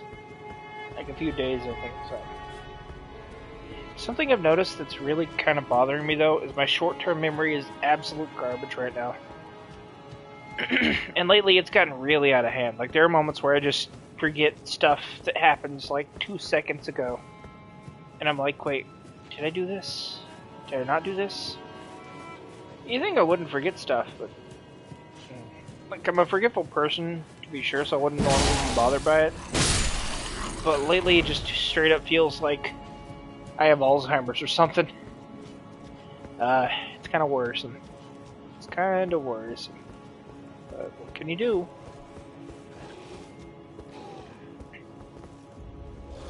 Oh god.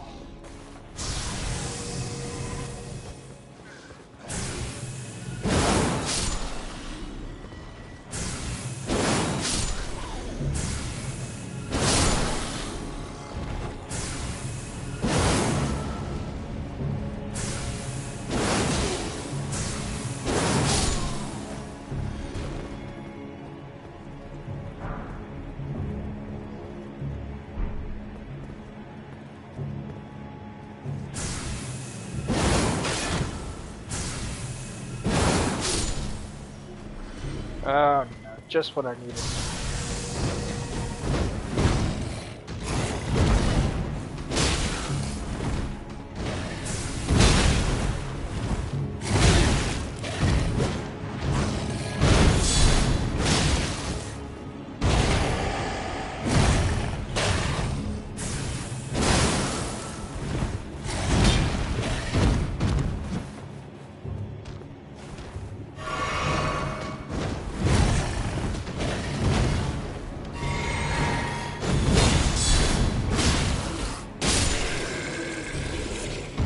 And remember, those things used to be bosses. They're not anymore. They're the Yamchas of Elden Ring. You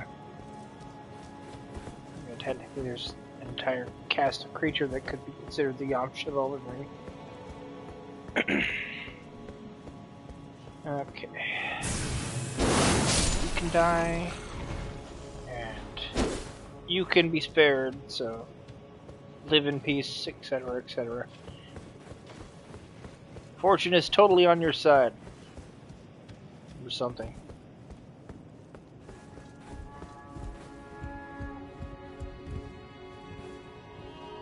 Now to pull the lever.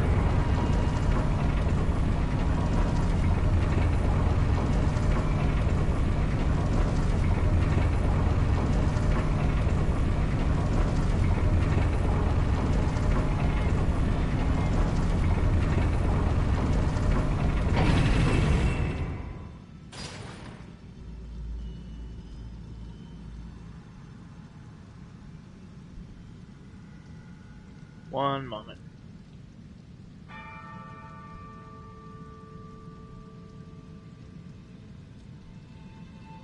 looks like we got a few votes for yes. And one vote for supercalifragilisticexpialidocious is the second longest word. Because everybody just loves my joke polls. So yeah, it looks like Elden Ring might be on the menu next week. I'm hoping I can finish Elden Ring over the weekend, but that shit ain't gonna happen.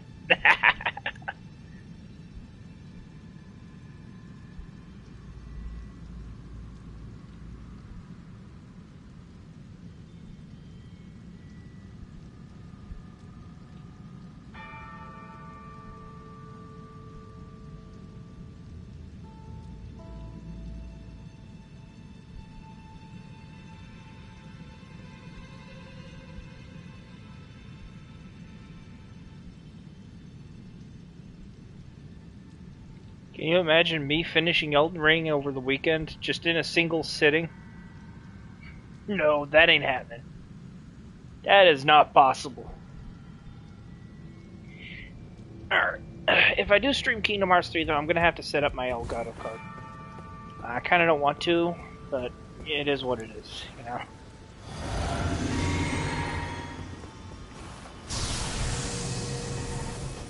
Okay, that's a lot of rain, actually.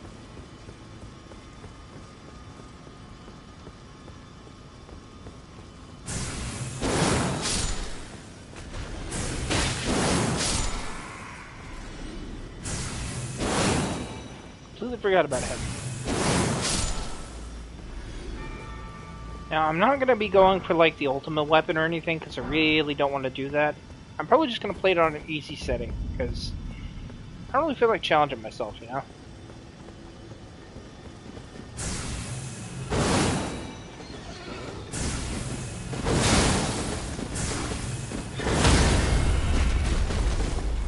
There we go.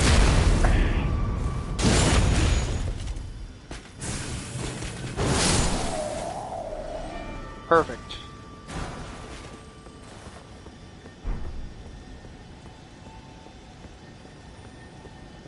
Oh, okay, this is the Divine Tower, right?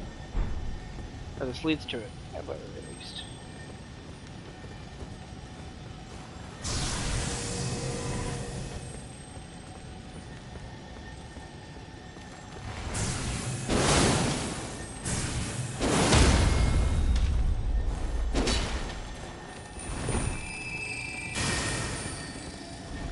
Oh. What? Why is it a final boss?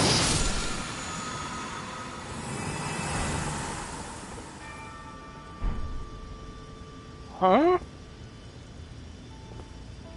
What the fuck?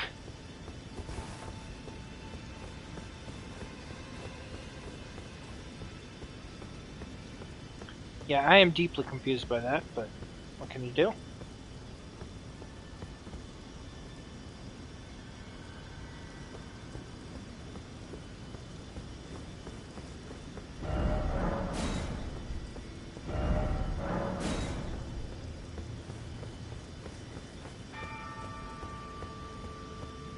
Okay, there are a lot of dead bodies here. I don't like that.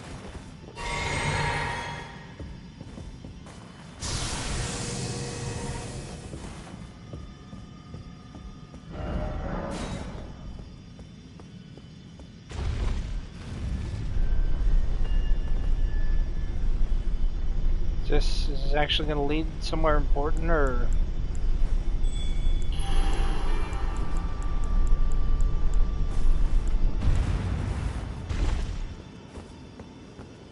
What is this? Where am I?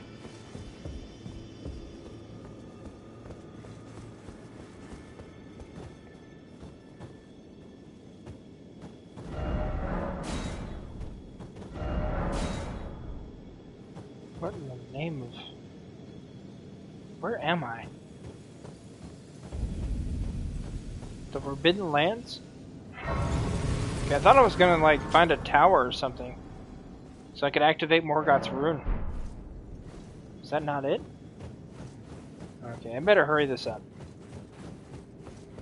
I'll just go back.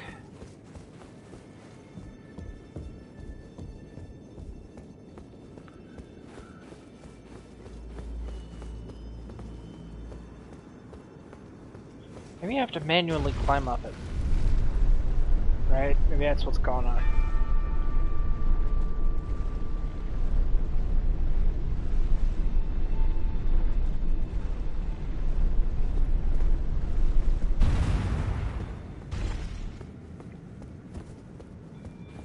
Okay, something killed all these people though. But what killed them?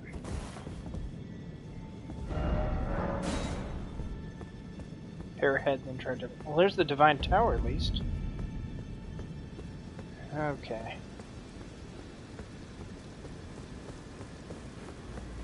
Well. What? What? What the fuck? Wait, what? What? What the fuck?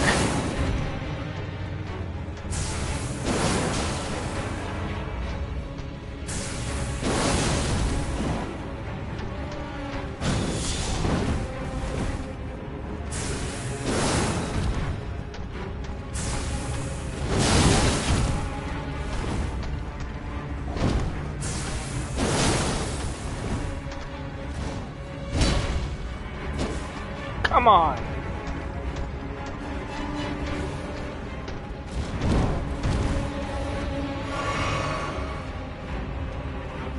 Okay, here's the other one.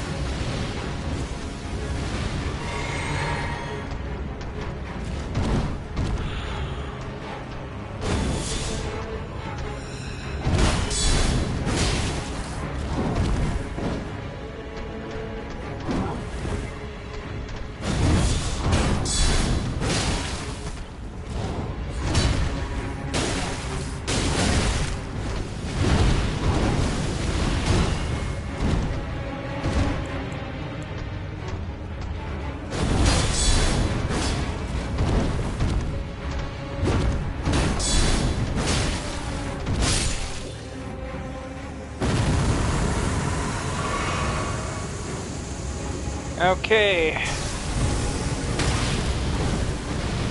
Now for Smo 3. Smo 2, Electric Boogaloo.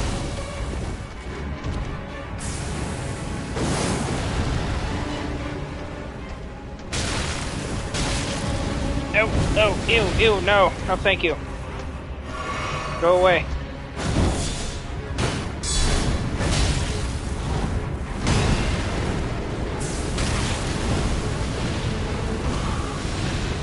This guy's like way harder than the other one.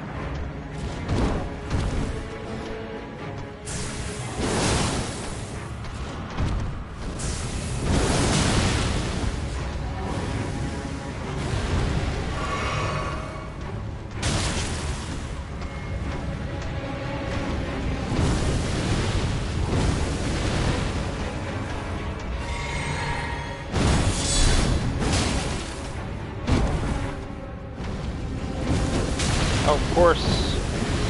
Of course that stops working right when I need it.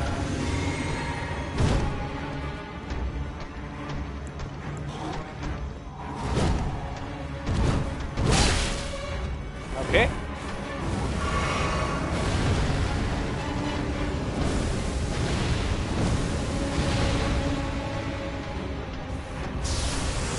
Need to get away, need to get away. Go, go, go. Up. Nope, nope, nope.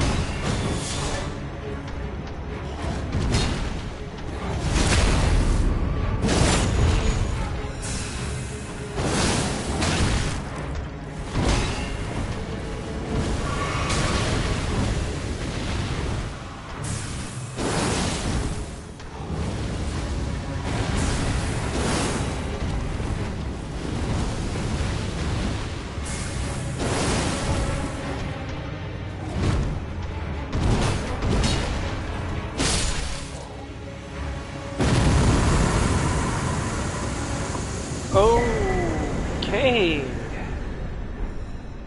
That was different. Wasn't exactly a boss fight, but man.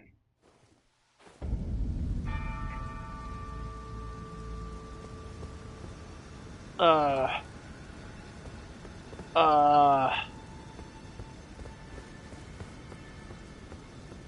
Okay. Not gonna ask any questions. I'm just gonna casually ignore the complete disruption of the laws of known physics and walk up these stairs, go to this tower. I'll pretend nothing happened. I didn't just fight a pair of guys in a pitch black void, right? It's just completely out of nowhere.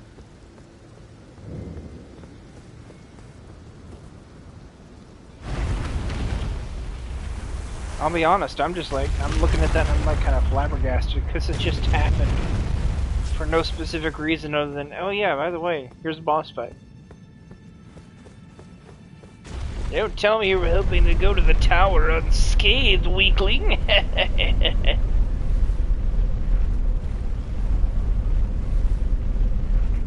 Kind of funny how the hardest divine tower in the game is in Caelid. But only if you're after the Godslayer blade.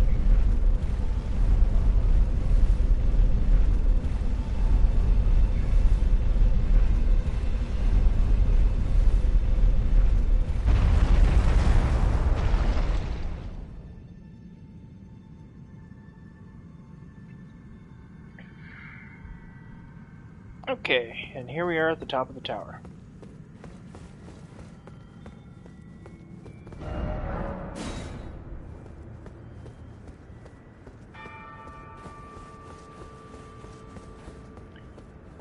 You know, that message has a point, though. Why is it always overcast in these towers? Why can't it be cheerful and happy? We just beat the game! Fought our way to the top.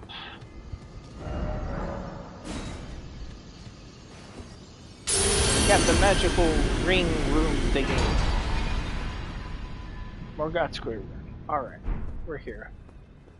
We did the thing. Now let's see what his Great Rune actually does. Probably just makes you hideous and deformed. Just like him. It's honestly kind of interesting how Godric's Great Rune seems like it's the most complete one, and all the others are like tiny pieces of it. You know? This just greatly raises maximum HP. This greatly raises HP, FP, and stamina, and this just raises everything. So, like, here's the very incomplete looking rune. Here's a somewhat slightly incomplete looking rune that's a bit more robust than this one. And here's a completely complete looking rune. Or at least the most complete out of the group. Honestly, I don't even know what to think about that.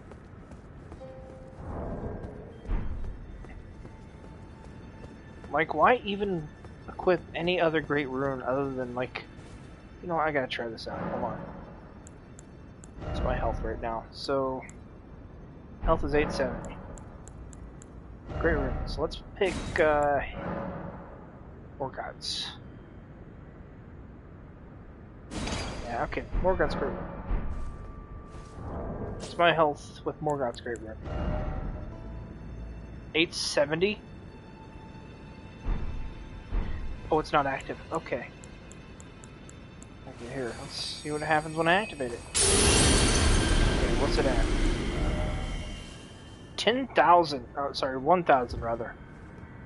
So that's like a 200 point leap from what I had. Oh, not even that. It's like a 170 point leap. Okay, okay. Now let's go back and equip Radon's.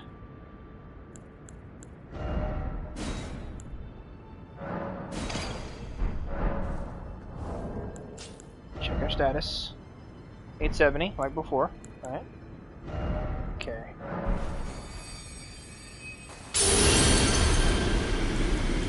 Status.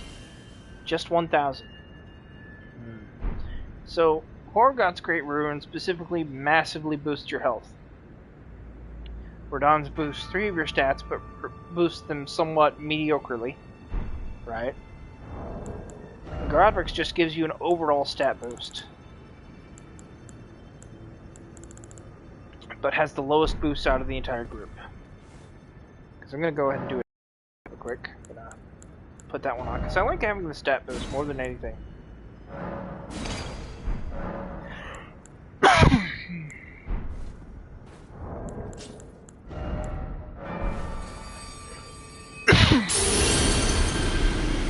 boost is minor, but it is there.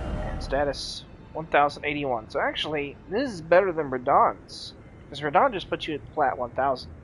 This puts you at a lot of different stat boosts. So Godric's is better than Radahn's, but Morgoth has better health boost out of the three. Okay. That works.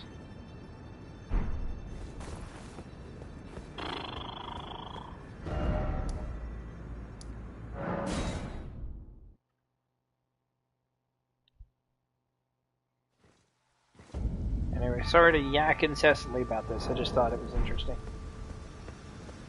So if I just wanted a really big HP increase, I could just use Morgoth's, but the difference is actually kind of minimal. Because in terms of my status, honestly, I think it's basically the same as if I just put on Morgoth's rune. So you can get the best rune, or one of the best runes, pretty early in the game. From the look of it. I don't know how to feel about that.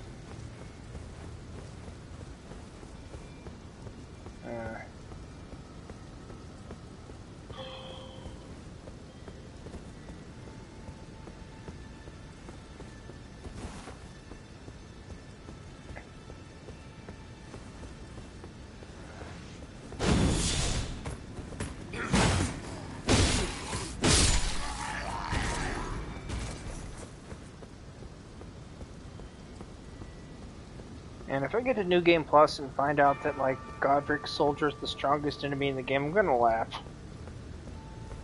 That would be the funniest shit right there.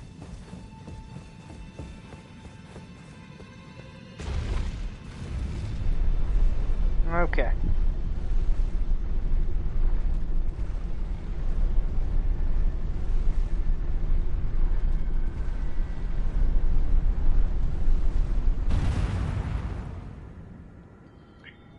And based on the votes I'm seeing so far, it looks like I will be streaming Kingdom Hearts 3 in a bit. Maybe tomorrow or the next day along with Elden Ring, just because. And across the week it'll just be KH3. And I'll just do that. Yeah.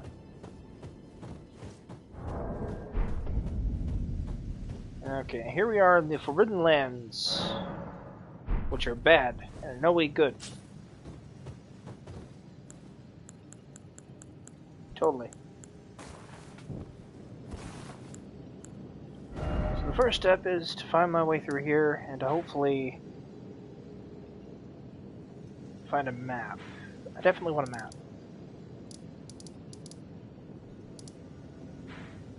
Wait, hold up. Did the map actually get bigger? Oh my god, it totally did. The map's actually larger. How big is this fucking game?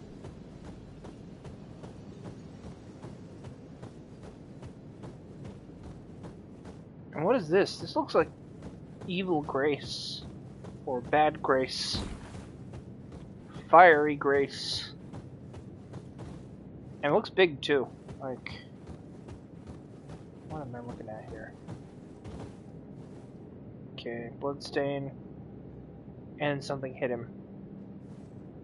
But what hit him? Am I gonna die? I'm gonna die. Okay, let's see here. Yeah? Wait, oh, okay, there's an enemy over there. Literally didn't even see the little bastard.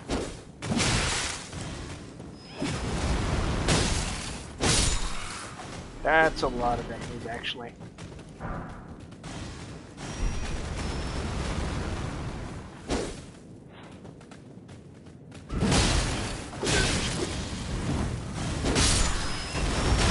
Okay, that's really bad.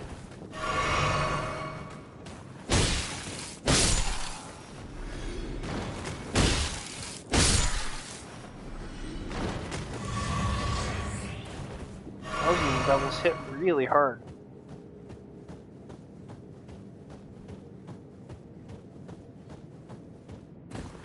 So, note to self, the Forbidden Lands are full of crazy beast people. I'll have to bear that in mind for future reference.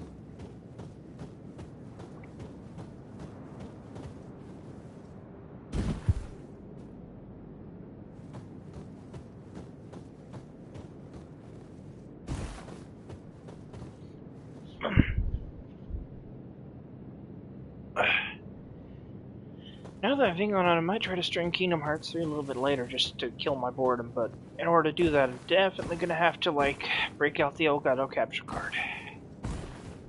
I have it stored somewhere because I haven't been using it at all. I think it's behind the TV or something. Okay, hold on.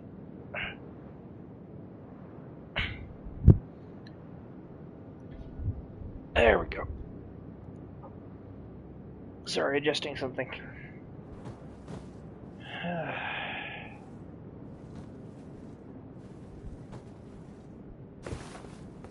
I have no idea where I'm going.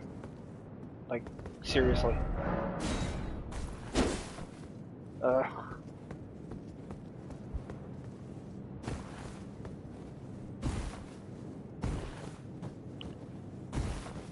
Just, ugh. Okay.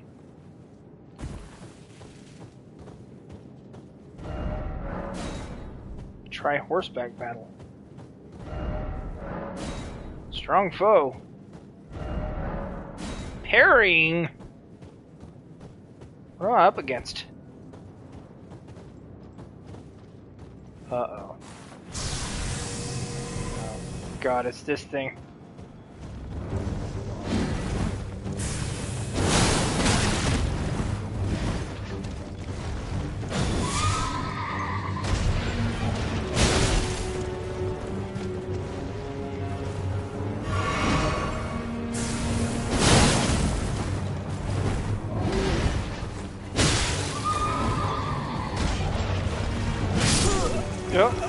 No good.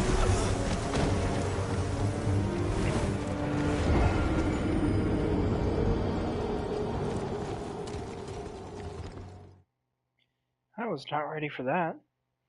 But I mean, it is just a Knight's Cavalry. Those guys are kind of easy to beat. So really, I've just gotta get back to where I died and then be very careful about firing my moon lasers out, and we'll be good to go.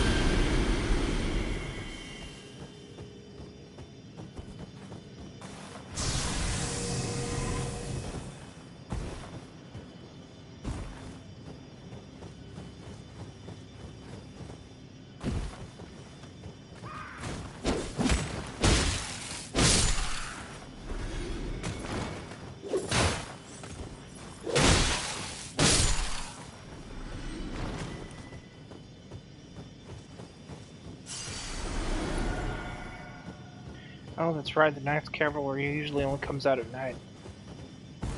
So I've literally gotta wait for him to reappear. We'll just ignore him because I don't care about the Knight's Cavalry.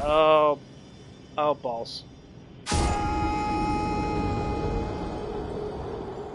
Thank you, Dark Souls.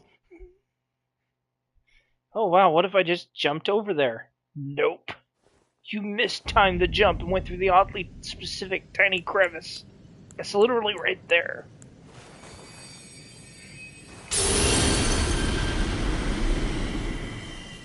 Okay, let's try this again.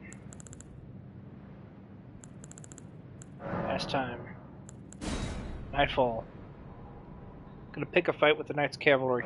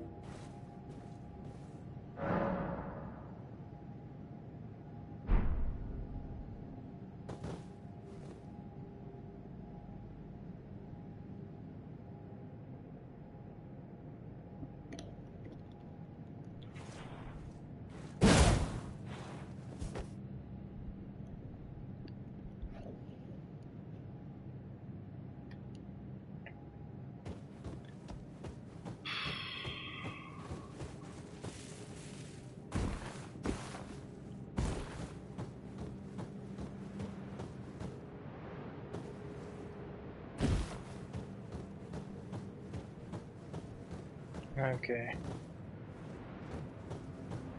Pretty good. It's been really fun so far. It is pretty hard, though. You know, Souls games in general.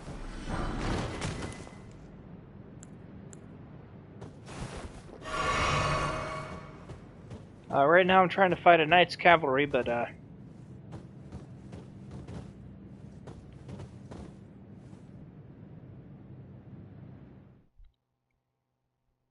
hopefully the guys who summoned me actually summoned me for the boss. I guess it's nightfall. No, it is not. Hey! Or is it?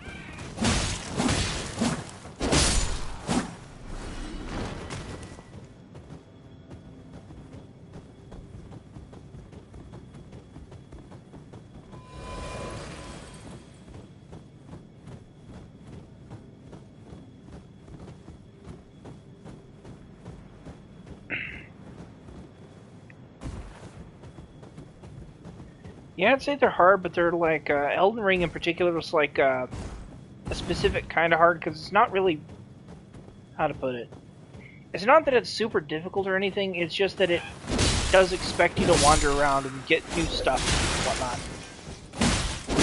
The bosses are like the only part that's really hard. The overworld stuff is generally really easy. And... okay, interesting. So I got forced back into like the multiplayer zone just now. See, he's supposed to summon me for the boss fight, but he's out during the day. So there's no way to do that.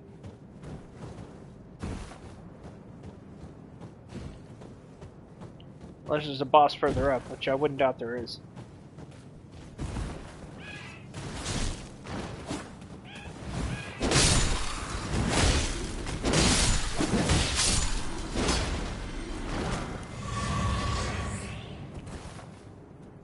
But yeah, I'd say it's easy enough to get into. It might be one of the easier Souls games, but it's still a Souls game at the end of the day. So it does have that element of, oh yeah, it expects a lot out of you.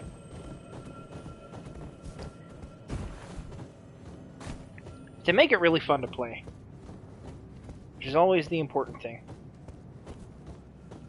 Oh shit, I better rush into my death. Die, evil beetle of doom! I goofed up.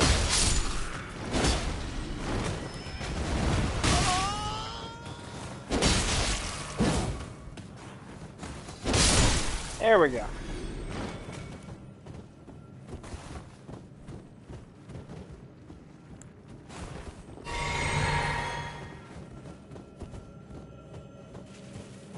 I hear a beetle somewhere. There's one over there too.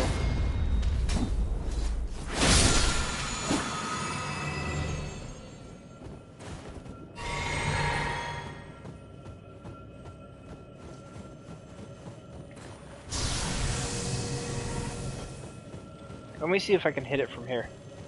No, I can't, can I? Okay, let me try to get up here.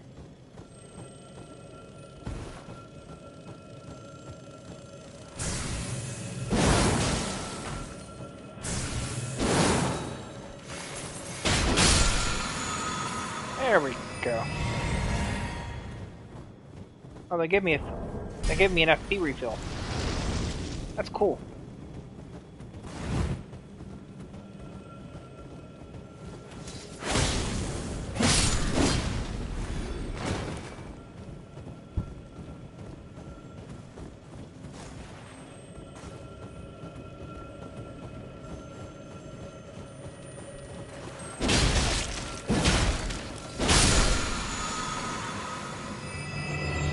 Man, that is like a lot of what the hell. This is like Beetle Central here.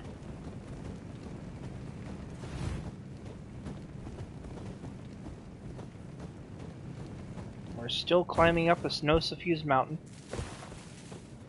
Slowly but surely.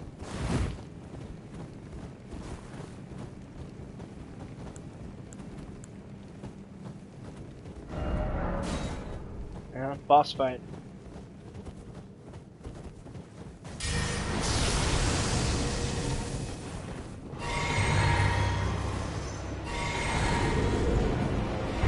Black Blade Kindred. I don't like the look of this at all.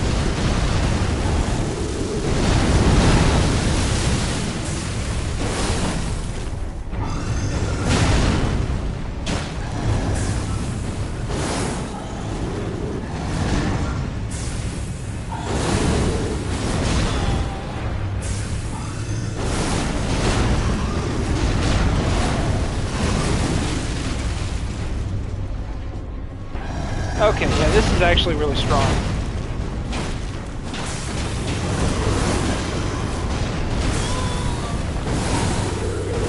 Come on!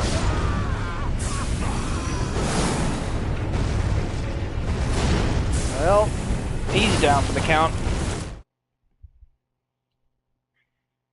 Everybody pour one out for that poor bastard. Okay, well, I didn't go anywhere near as good as I'd planned it to.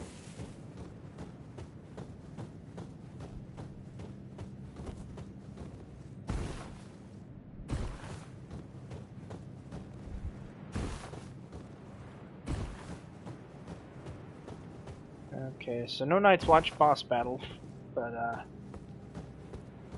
least not in terms of cooperation. Guess I'll just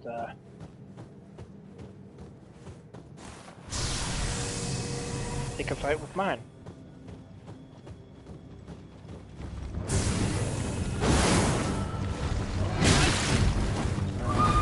Or die horribly. That works too.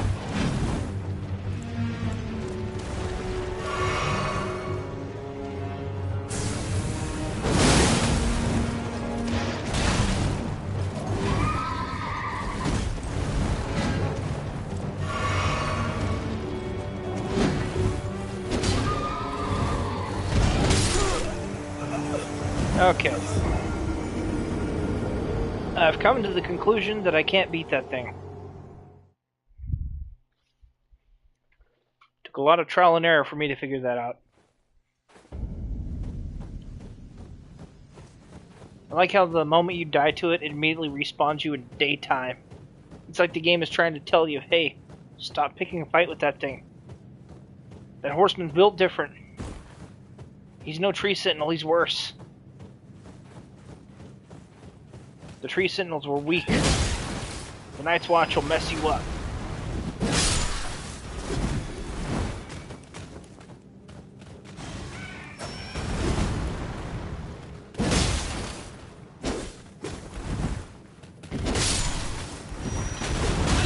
Ooh, not good.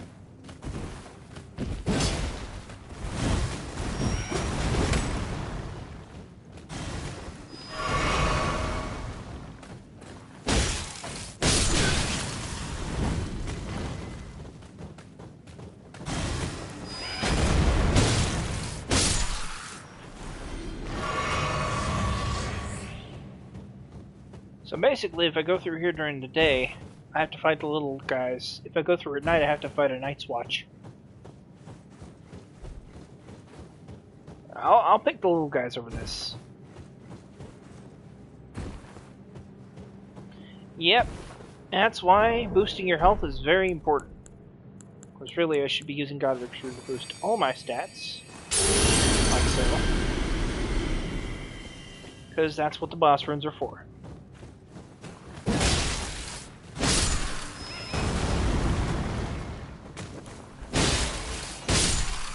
There we go.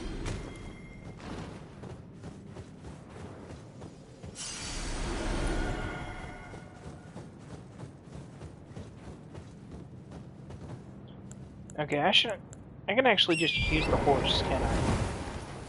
What am I even doing this for? Ugh. Okay, this is very dangerous, actually.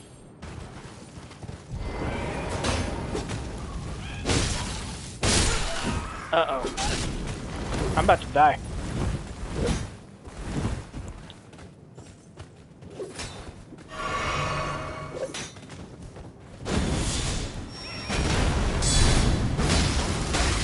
Ooh.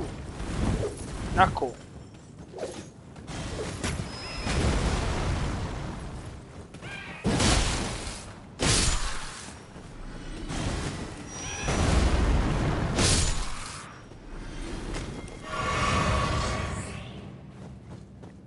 Now, fortunately, killing groups of enemies will refill your HP flasks and whatnot, so it's always useful to do that. And of course, killing scarabs does that too. Or at least the red ones. These guys basically just completely refill your flask, but you still have to catch them and kill them. Ooh.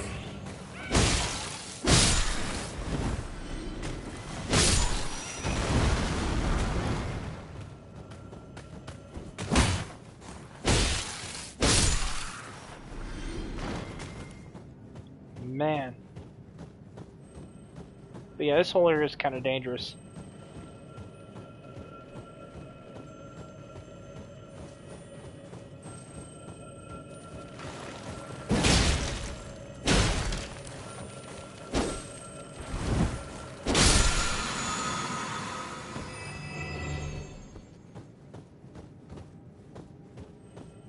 Based on what I'm seeing here, it looks like this area is like a...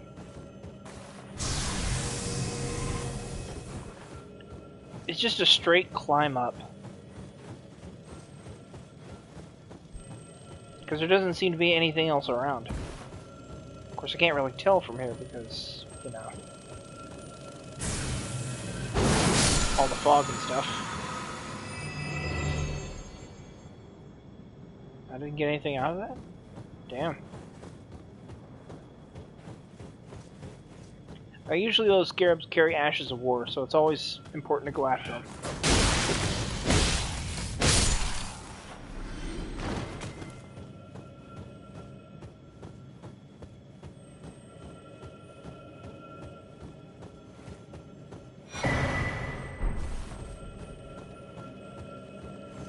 Oh, no you don't.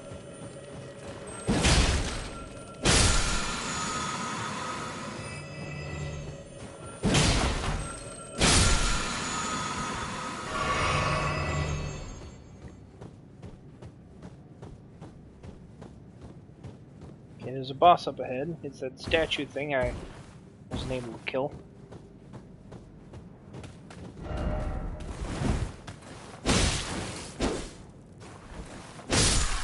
There we go. Alright. So I'm gonna head up to this boss and I'm just gonna lay down my soapstone. Soapstone, rather. And, hopefully,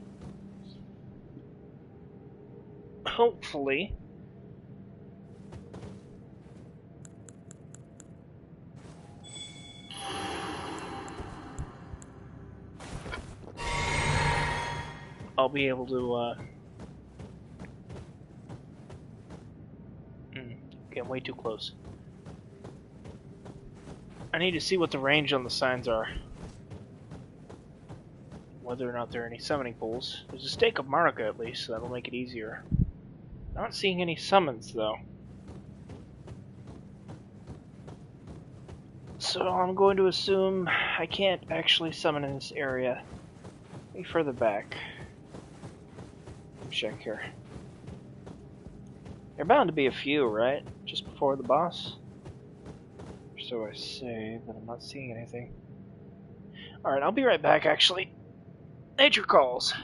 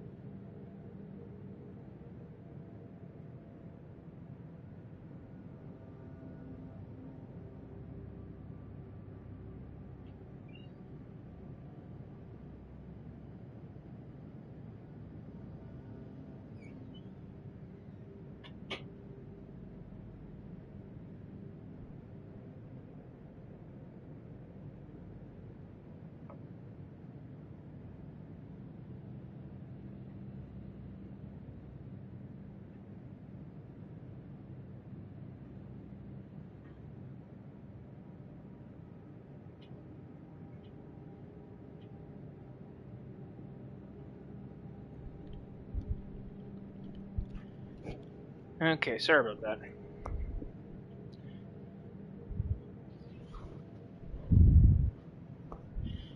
Okay, so let me get my bearings here.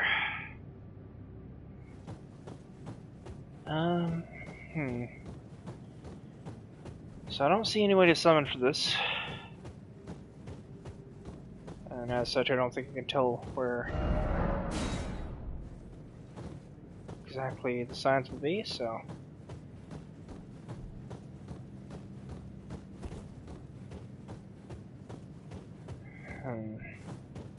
Well, time to die, I suppose.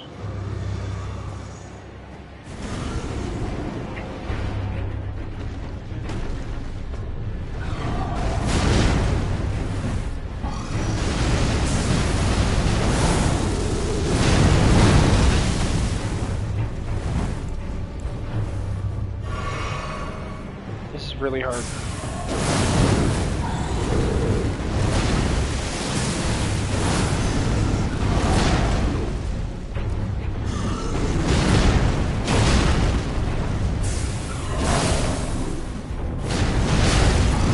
Oh, shit.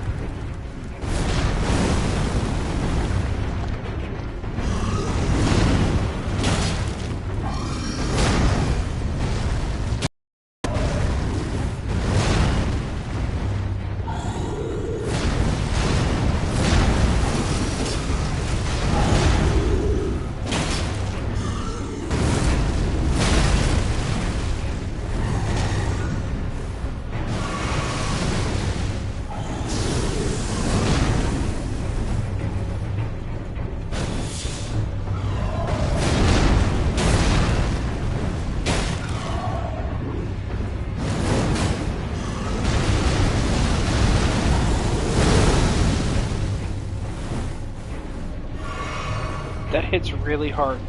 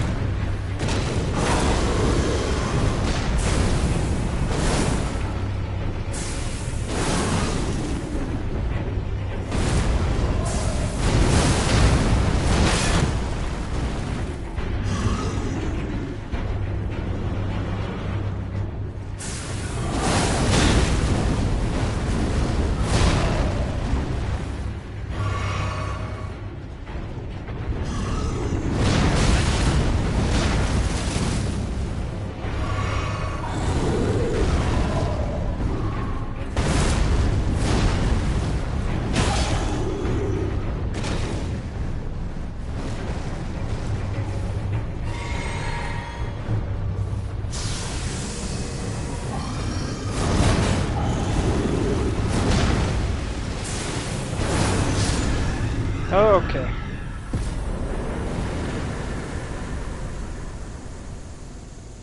I'll be perfectly honest, that was pretty stressful. But I won. That's the important thing. I soloed that shit. Ha ha ha.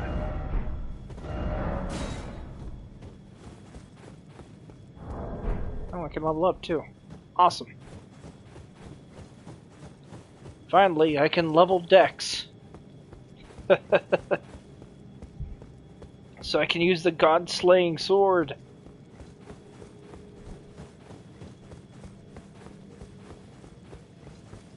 Don't even know why I need it. Yes, progress. Very much so. It's gonna take a while before I get Dex up to like level 22 though. Like, look at this, it's a 16. Who levels Dex, I ask you? The sword requirements are kind of absurd. Like, let me show you here. I wouldn't say they're absurd. They're just like...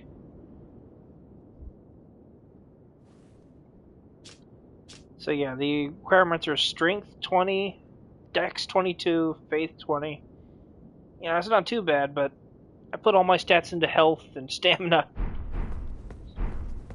Okay, what's this? You. Please. I can read them. Your fingers. Please, your fingers. Turn back. Ahead lies the land of the giant's flame. And the way forth is forbidden. Hear me.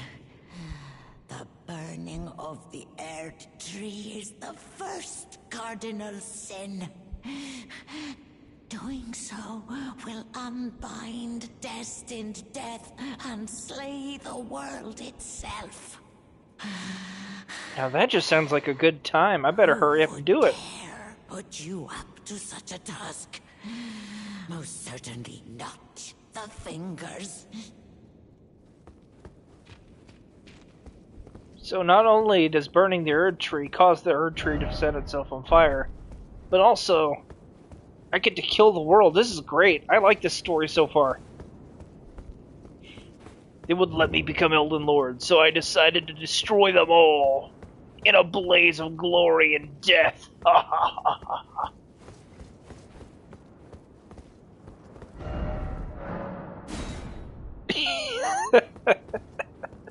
Treasure chest ahead, he says. Yeah, sure, I believe you. Okay, hold up. Looks like there's no way forward.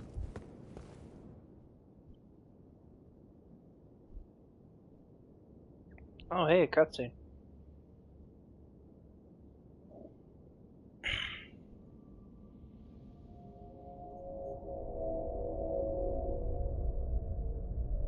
Okay, I guess I need to hold this up. Whatever this is. I don't even remember getting it.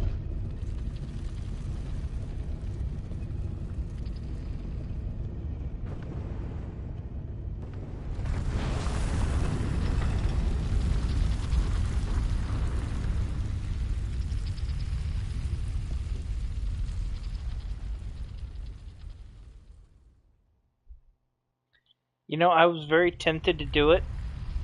I mean, come on. It said treasure chest. It has to be true, right? Oh. Yeah, I love people who are pranksters like that. Like, I can't hate them, because, like, you gotta respect the hustle, you know? They know you're not gonna fall for it, but they know that in the event that they catch you on an off day when you're not really thinking about it, you totally will. And it'll be funny as shit.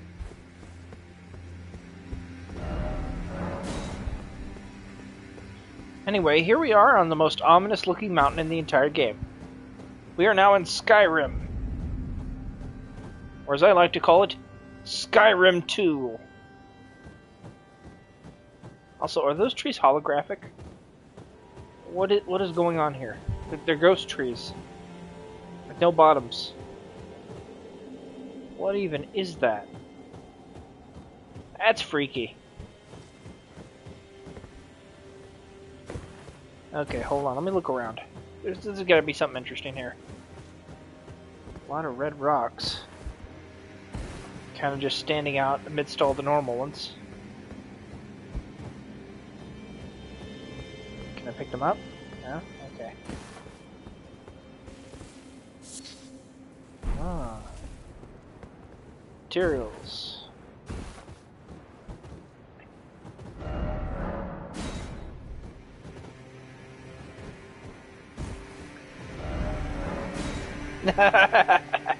Hidden path ahead, he said. I'll bet. Look at that. Does that look trustworthy? Should I go down there? I could make it, right? I could find my way down that hidden path. Right? Oh, shit.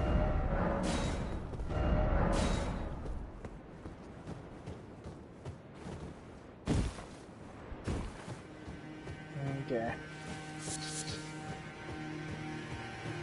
More stuff. Ooh. Ooh, gotta be careful though. Watch your footing. You might fall. Okay, this is the thing that's bothering me here. No, no, no, I'm not doing that right now. I'll do it later. Okay, so check this shit out. Look at this. They're trees, but they're floating. And they're ghostly. And they're not even attached to the ground. That's the real trippy part. Like, you're just hovering in midair. That is so weird. Like, not weird in a bad way. It's just like, it's... Elden Ring's always got shit like this where it's like, it's got this really off-key imagery. It just adds to the experience. I love it. But you just know there's some lore behind why they have floating ghost trees up here.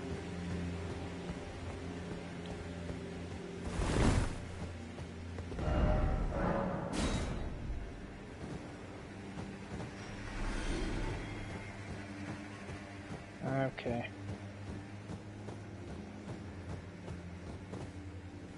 But oh hey, it's a ghost deer. That's pretty neat. Can I kill it? No, I cannot. It is an immortal ghost deer. A magical death sword can't touch it.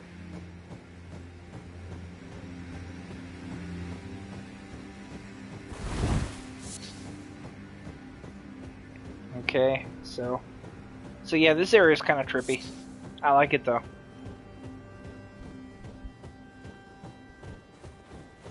Oh hey, it's Grace. And I think a merchant? No, not a merchant, just some dude. Oh, let's talk to the dude. Oh, it's him. Finally, we meet the Tarnished, the would-be Lord. Oh my. Why the long face? I fear that you were previously acquainted with this vessel. Well, that is most unfortunate. For he is dead.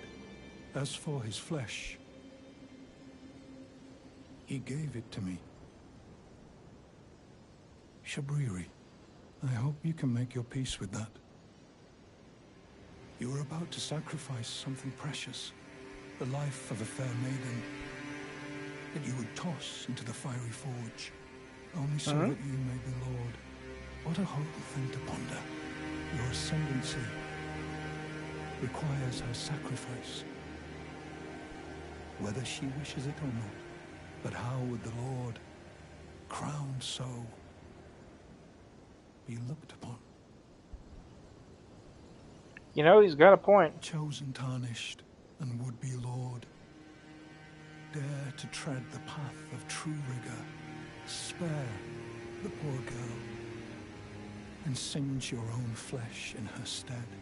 If you are prepared to show resolve and attain lordship through righteous hardship, then heed the words of I, Shabriri. Chosen Tarnished, descend into the depths far below the Erdtree capital. Seek audience with the three fingers and the flame of frenzy. If you inherit the flame of frenzy, your flesh will serve as kindling, and the girl can be spared, setting you on the righteous path of lordship, the path of the Lord of Chaos. Burn the Erdtree to the ground and incinerate all that divides and distinguishes. Ah, may chaos take the world. May chaos take the world! Chosen Tarn, descendants Igordi. You know, I totally trust this guy. He seems like a really nice sort. I should do what he says.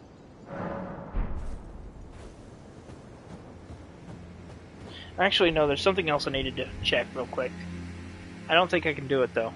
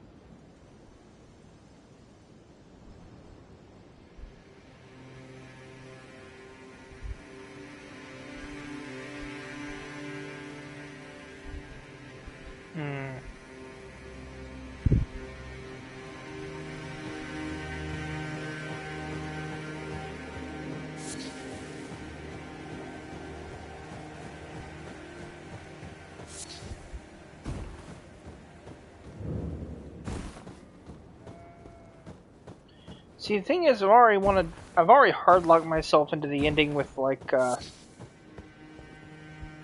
with Ranning, so I've still got to obtain the Path of Lordship. Yeah, I can hear it now. Melena's pissed off at us because we took the Flame of Chaos, so she appears in the next trailer for Elden Ring 2, and she's like, I'm here to kill Chaos. It's not a hope or a dream, it's a thirst. And she pulls out a fucking gun. Oh, wait. Okay.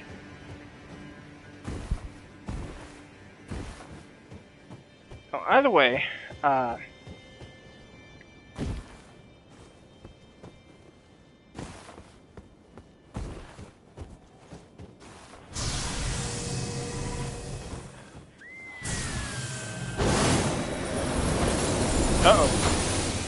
Oh no, okay.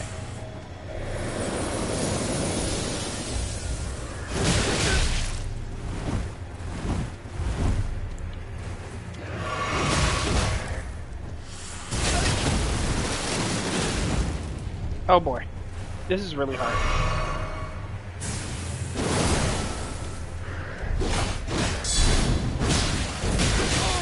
Ooh! Well, this thing's really strong.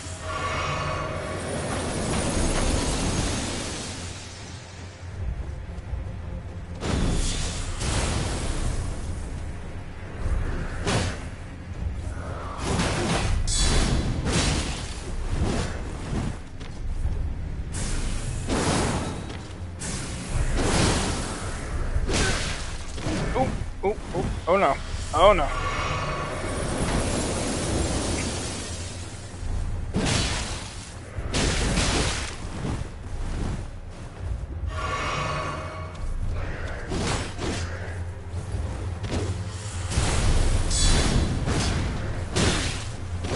Ooh. Mistakes were made.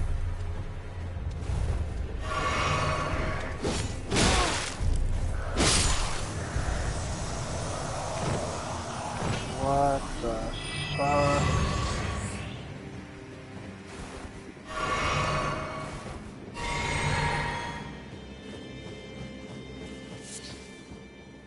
I'm definitely not feeling this.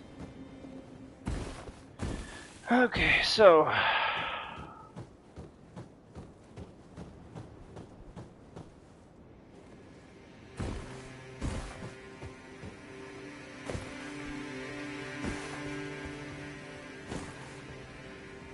Looks like we're in a ruined village.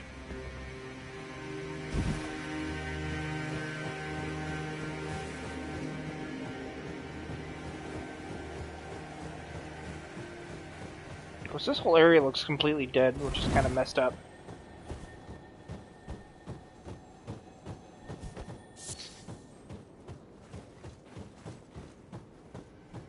May as well go through here, though. Maybe I'll find something. Oh, hello, something.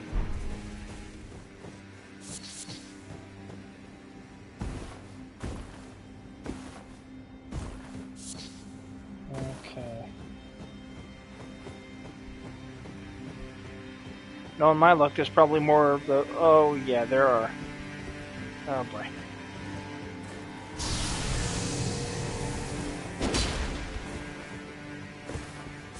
Okay, look here. What to do. How many of these are there supposed to be?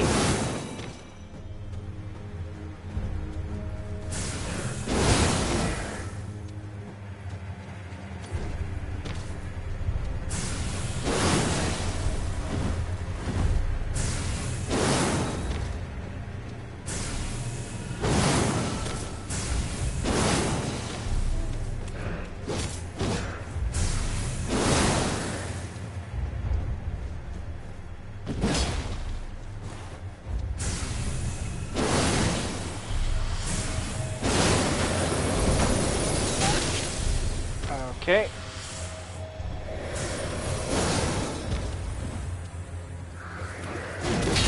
Oh! Well, I ain't going that way for right now.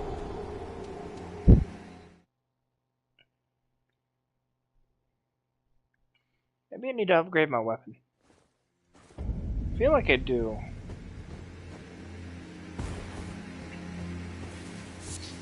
Maybe I could explore some more. Altos Plateau definitely seems like a place I should cover a bit more thoroughly, but we'll see.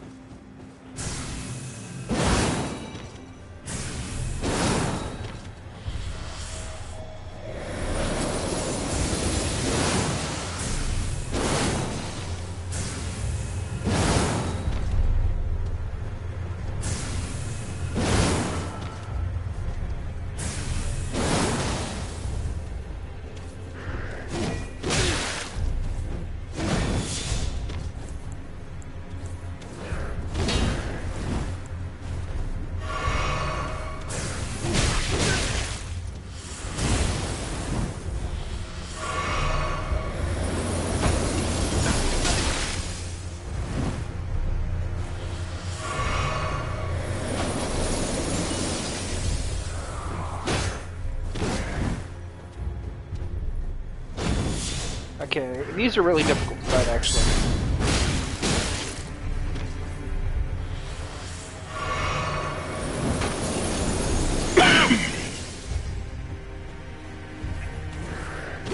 Of course, it could just be my choice of weapon. But I am absolutely not hitting these things with this weapon. It's not doing anything.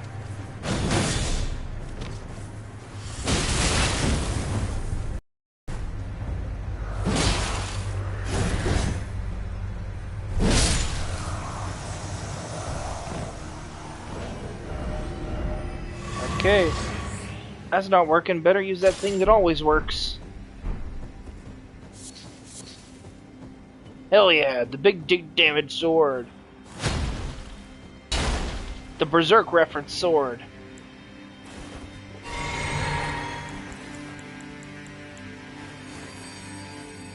See, that's what the cool kids really want. They want the sword that fucks shit up. Radon approved.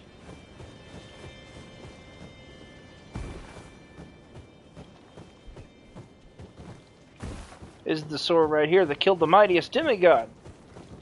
For it has to be good. I'm about to die.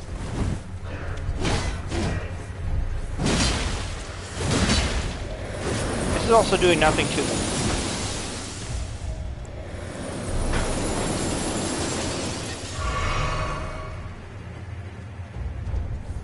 Yeah, so this was a mistake.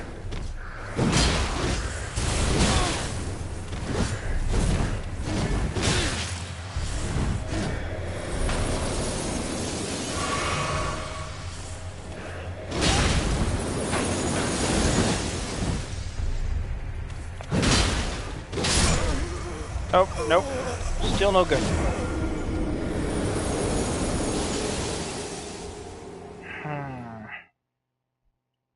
This poses a bit of a problem. These things are really resilient. Okay, so the thing that always works didn't work.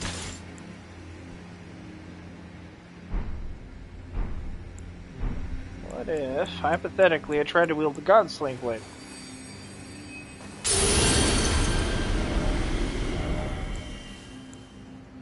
Okay, I now have the stats for it.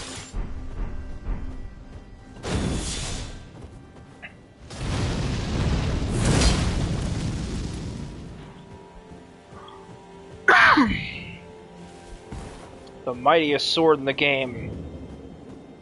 The swords that wish they were swords like this.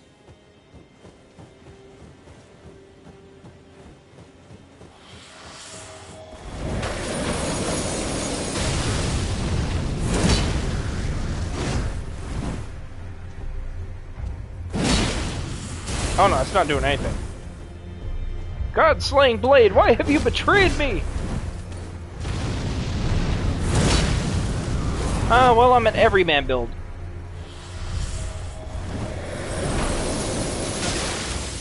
I'm just, like, I'm gonna wield almost every weapon I can get my hands on.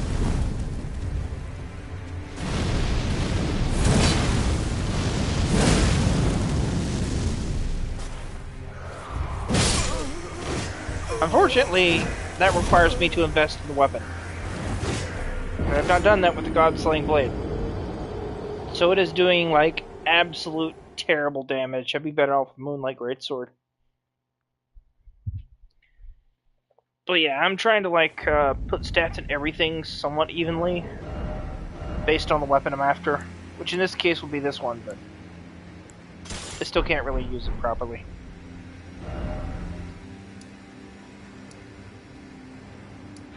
Okay, let me go ahead and head back real quick. Something I want to take care of.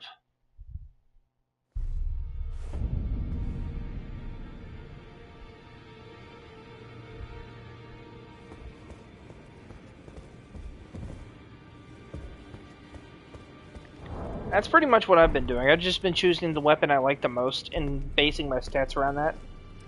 And like, this weapon is literally called God Slayer's Greatsword, so it's automatically raw. And I want it. I just want to strengthen the hell out of this one. I need to do better than this. This will never kill a god. I can do better than this. It needs to slay a bloody god. Oh, it's you. Don't pay me any mind, it's not important. I disagree. That sounds very important. Strengthen armor.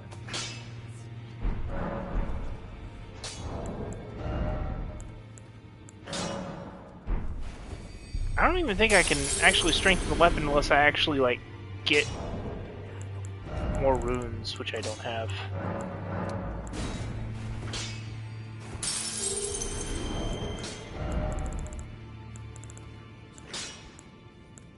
Okay, now use as many of these up as I feel is necessary. Yeah, okay. Back already, no matter. Strengthen armor. God-Slaying Greatsword.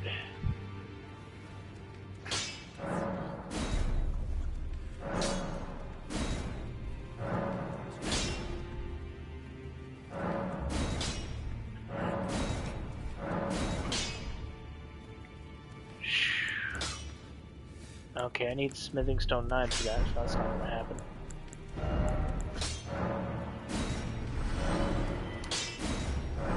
Oh, I could have just done that the whole time.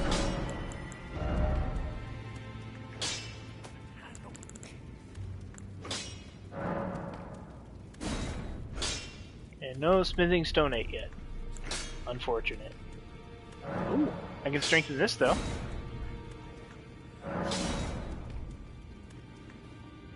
Ooh, it's so close though. Every greatsword's almost at its limit.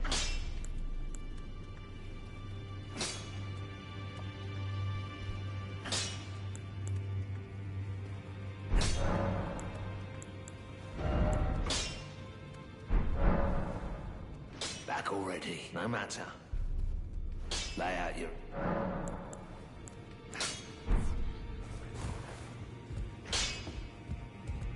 Greetings. Are you here for spirit? I can hear it from the howling, and you should keep. I know you're.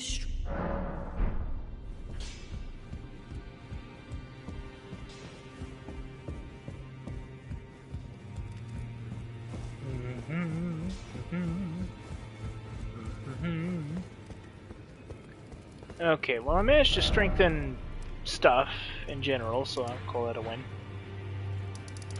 Let me see here.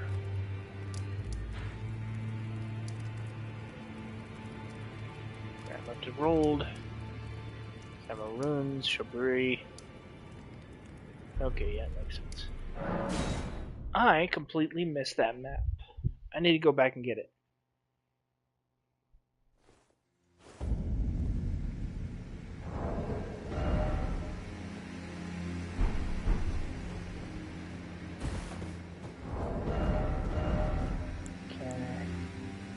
God-Slaying Greatsword is now at +7, so that's good. I can't wheel it without Dex, so... that's how it goes, I guess. Can't believe I missed this. And the map still isn't completely filled out. That's the messed up part. Oh, there's an Erd tree over here. And some other stuff, which I haven't got yet.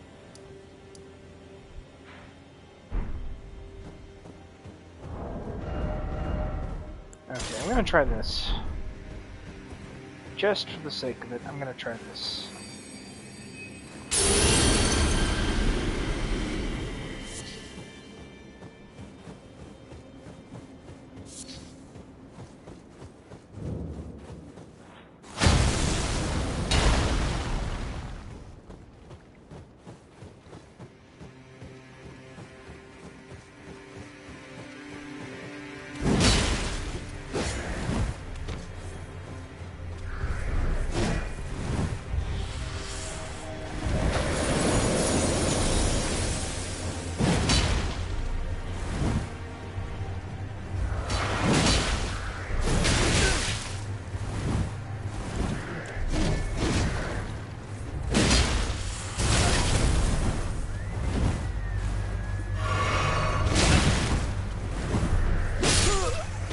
Oh, bollocks. Okay, let me give you an idea of just how absurd Elden Ring's overworld is. Okay, this map, the entire map that we unlocked recently. This right here, just this portion right here, is the size of Breath of the Wild. Alright, think about that for a second. All of this here, is how big Breath of the Wild's map is. This whole game is at least double the size of Legend of Zelda Breath of the Wild. And I'm not even kidding when I say that. Like, I'm not exaggerating in the slightest. It absolutely feels like it is Breath of the Wild size on steroids. It's insane.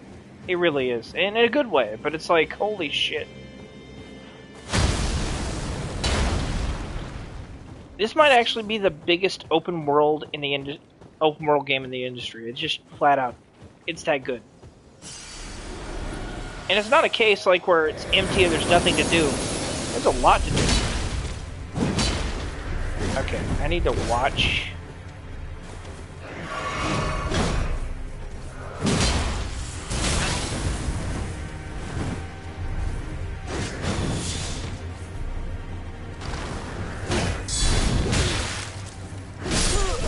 Okay. It is amazing the amount of shit they put into this map, which is double the size of Breath of the Wild's map. And the thing is, Breath of the Wild is really large, and there's still a lot in it, right? There's a lot in that, and that could be put on on a handheld, you know?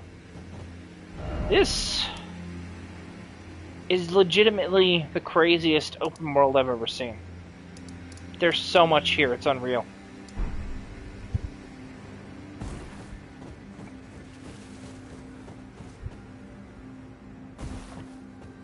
Because, like, they put in more than just, like, a few Korok puzzles or something. They put in whole dungeons, waves of enemies. Like, if you were to go through a Dark Souls level, just Dark Souls 1, you'd encounter, like, specific set enemy waves, right?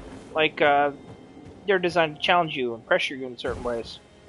This whole game is, like, that's one aspect of the game, and it's everywhere. So, like, here, for example, in a Dark Souls level, this would just be, like, the introduction to this new enemy, right? You fight it, you get kind of good at fighting it. Why am I over encumbered? But yeah, and then you find out there's more of them later on, and then you get killed after fighting the introduction enemy. Right? That'd be in Dark Souls 1. That's here too, and it's everywhere.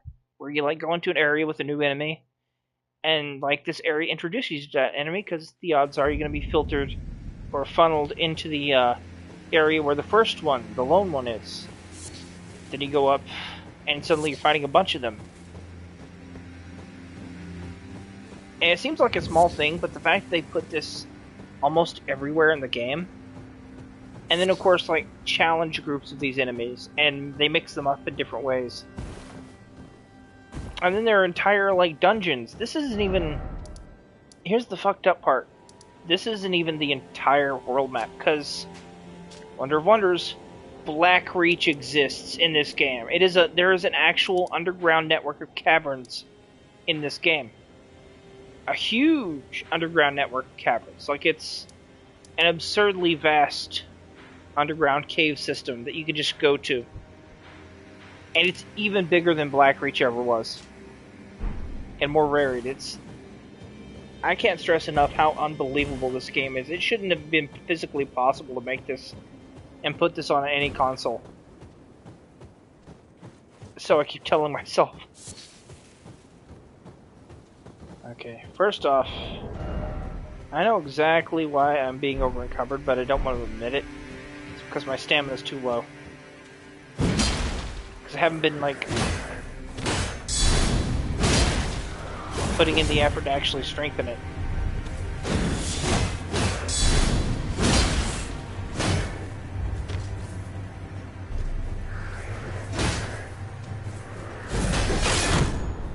Uh-oh.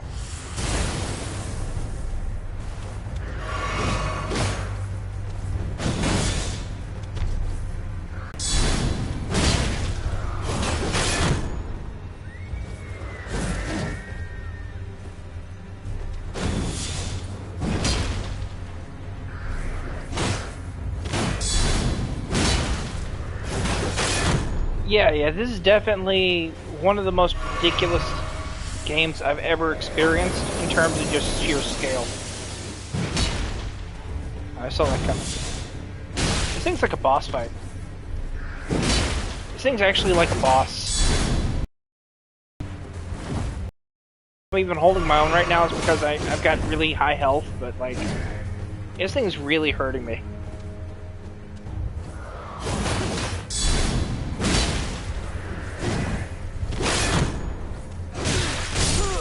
Oh no, I'm not ready for this. See, this is the game telling me to go back, because these are supposed to be basic enemies, and I'm getting my butt kicked by them. So I need to go back.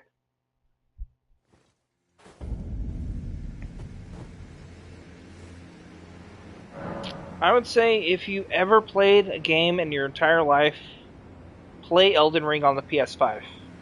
Just to experience what is quite possibly the biggest, vastest open world game ever created, ever. I mean, there might be one bigger, but there isn't a single open world game that's nearly as advanced as this one.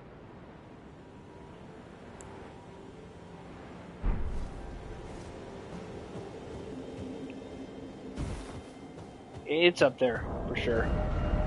Okay, let me think here. No more runes, so I can't wield that. Okay, so I've hit a bit of a roadblock. I can't really progress because I'm probably going to die if I keep this up, so I need to like level up a bit. As so happens, I could probably do that right away if I wanted to. Just need to find my way to... What was it? The throne? Yeah, okay. Right around here.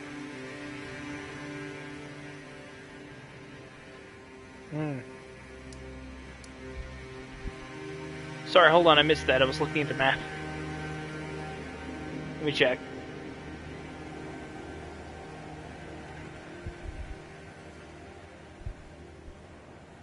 Yeah, it really is, actually. Like, it's still kind of difficult to get into at first, but once you start getting used to the mechanics and stuff, it gets really fun.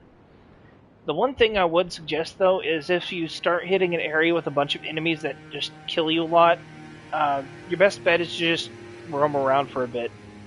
And that's even what the game wants you to do. It wants you to explore a lot.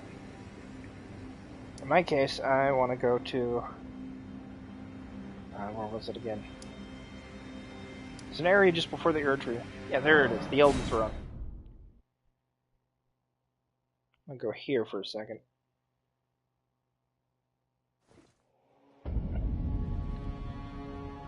Alright.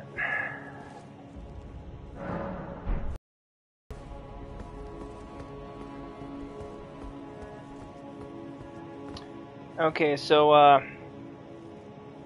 right now I want to go ahead and take a bit of a break, and then I'll come back later. But the reason is I need to eat, and also I need to let the controller charge, because I'm pretty sure I haven't charged it at all, so... I'm going to take like a 10-20 minute break and then be right back, okay? I'll notify you guys in the YouTube comments when I'm ready to like pick it back up.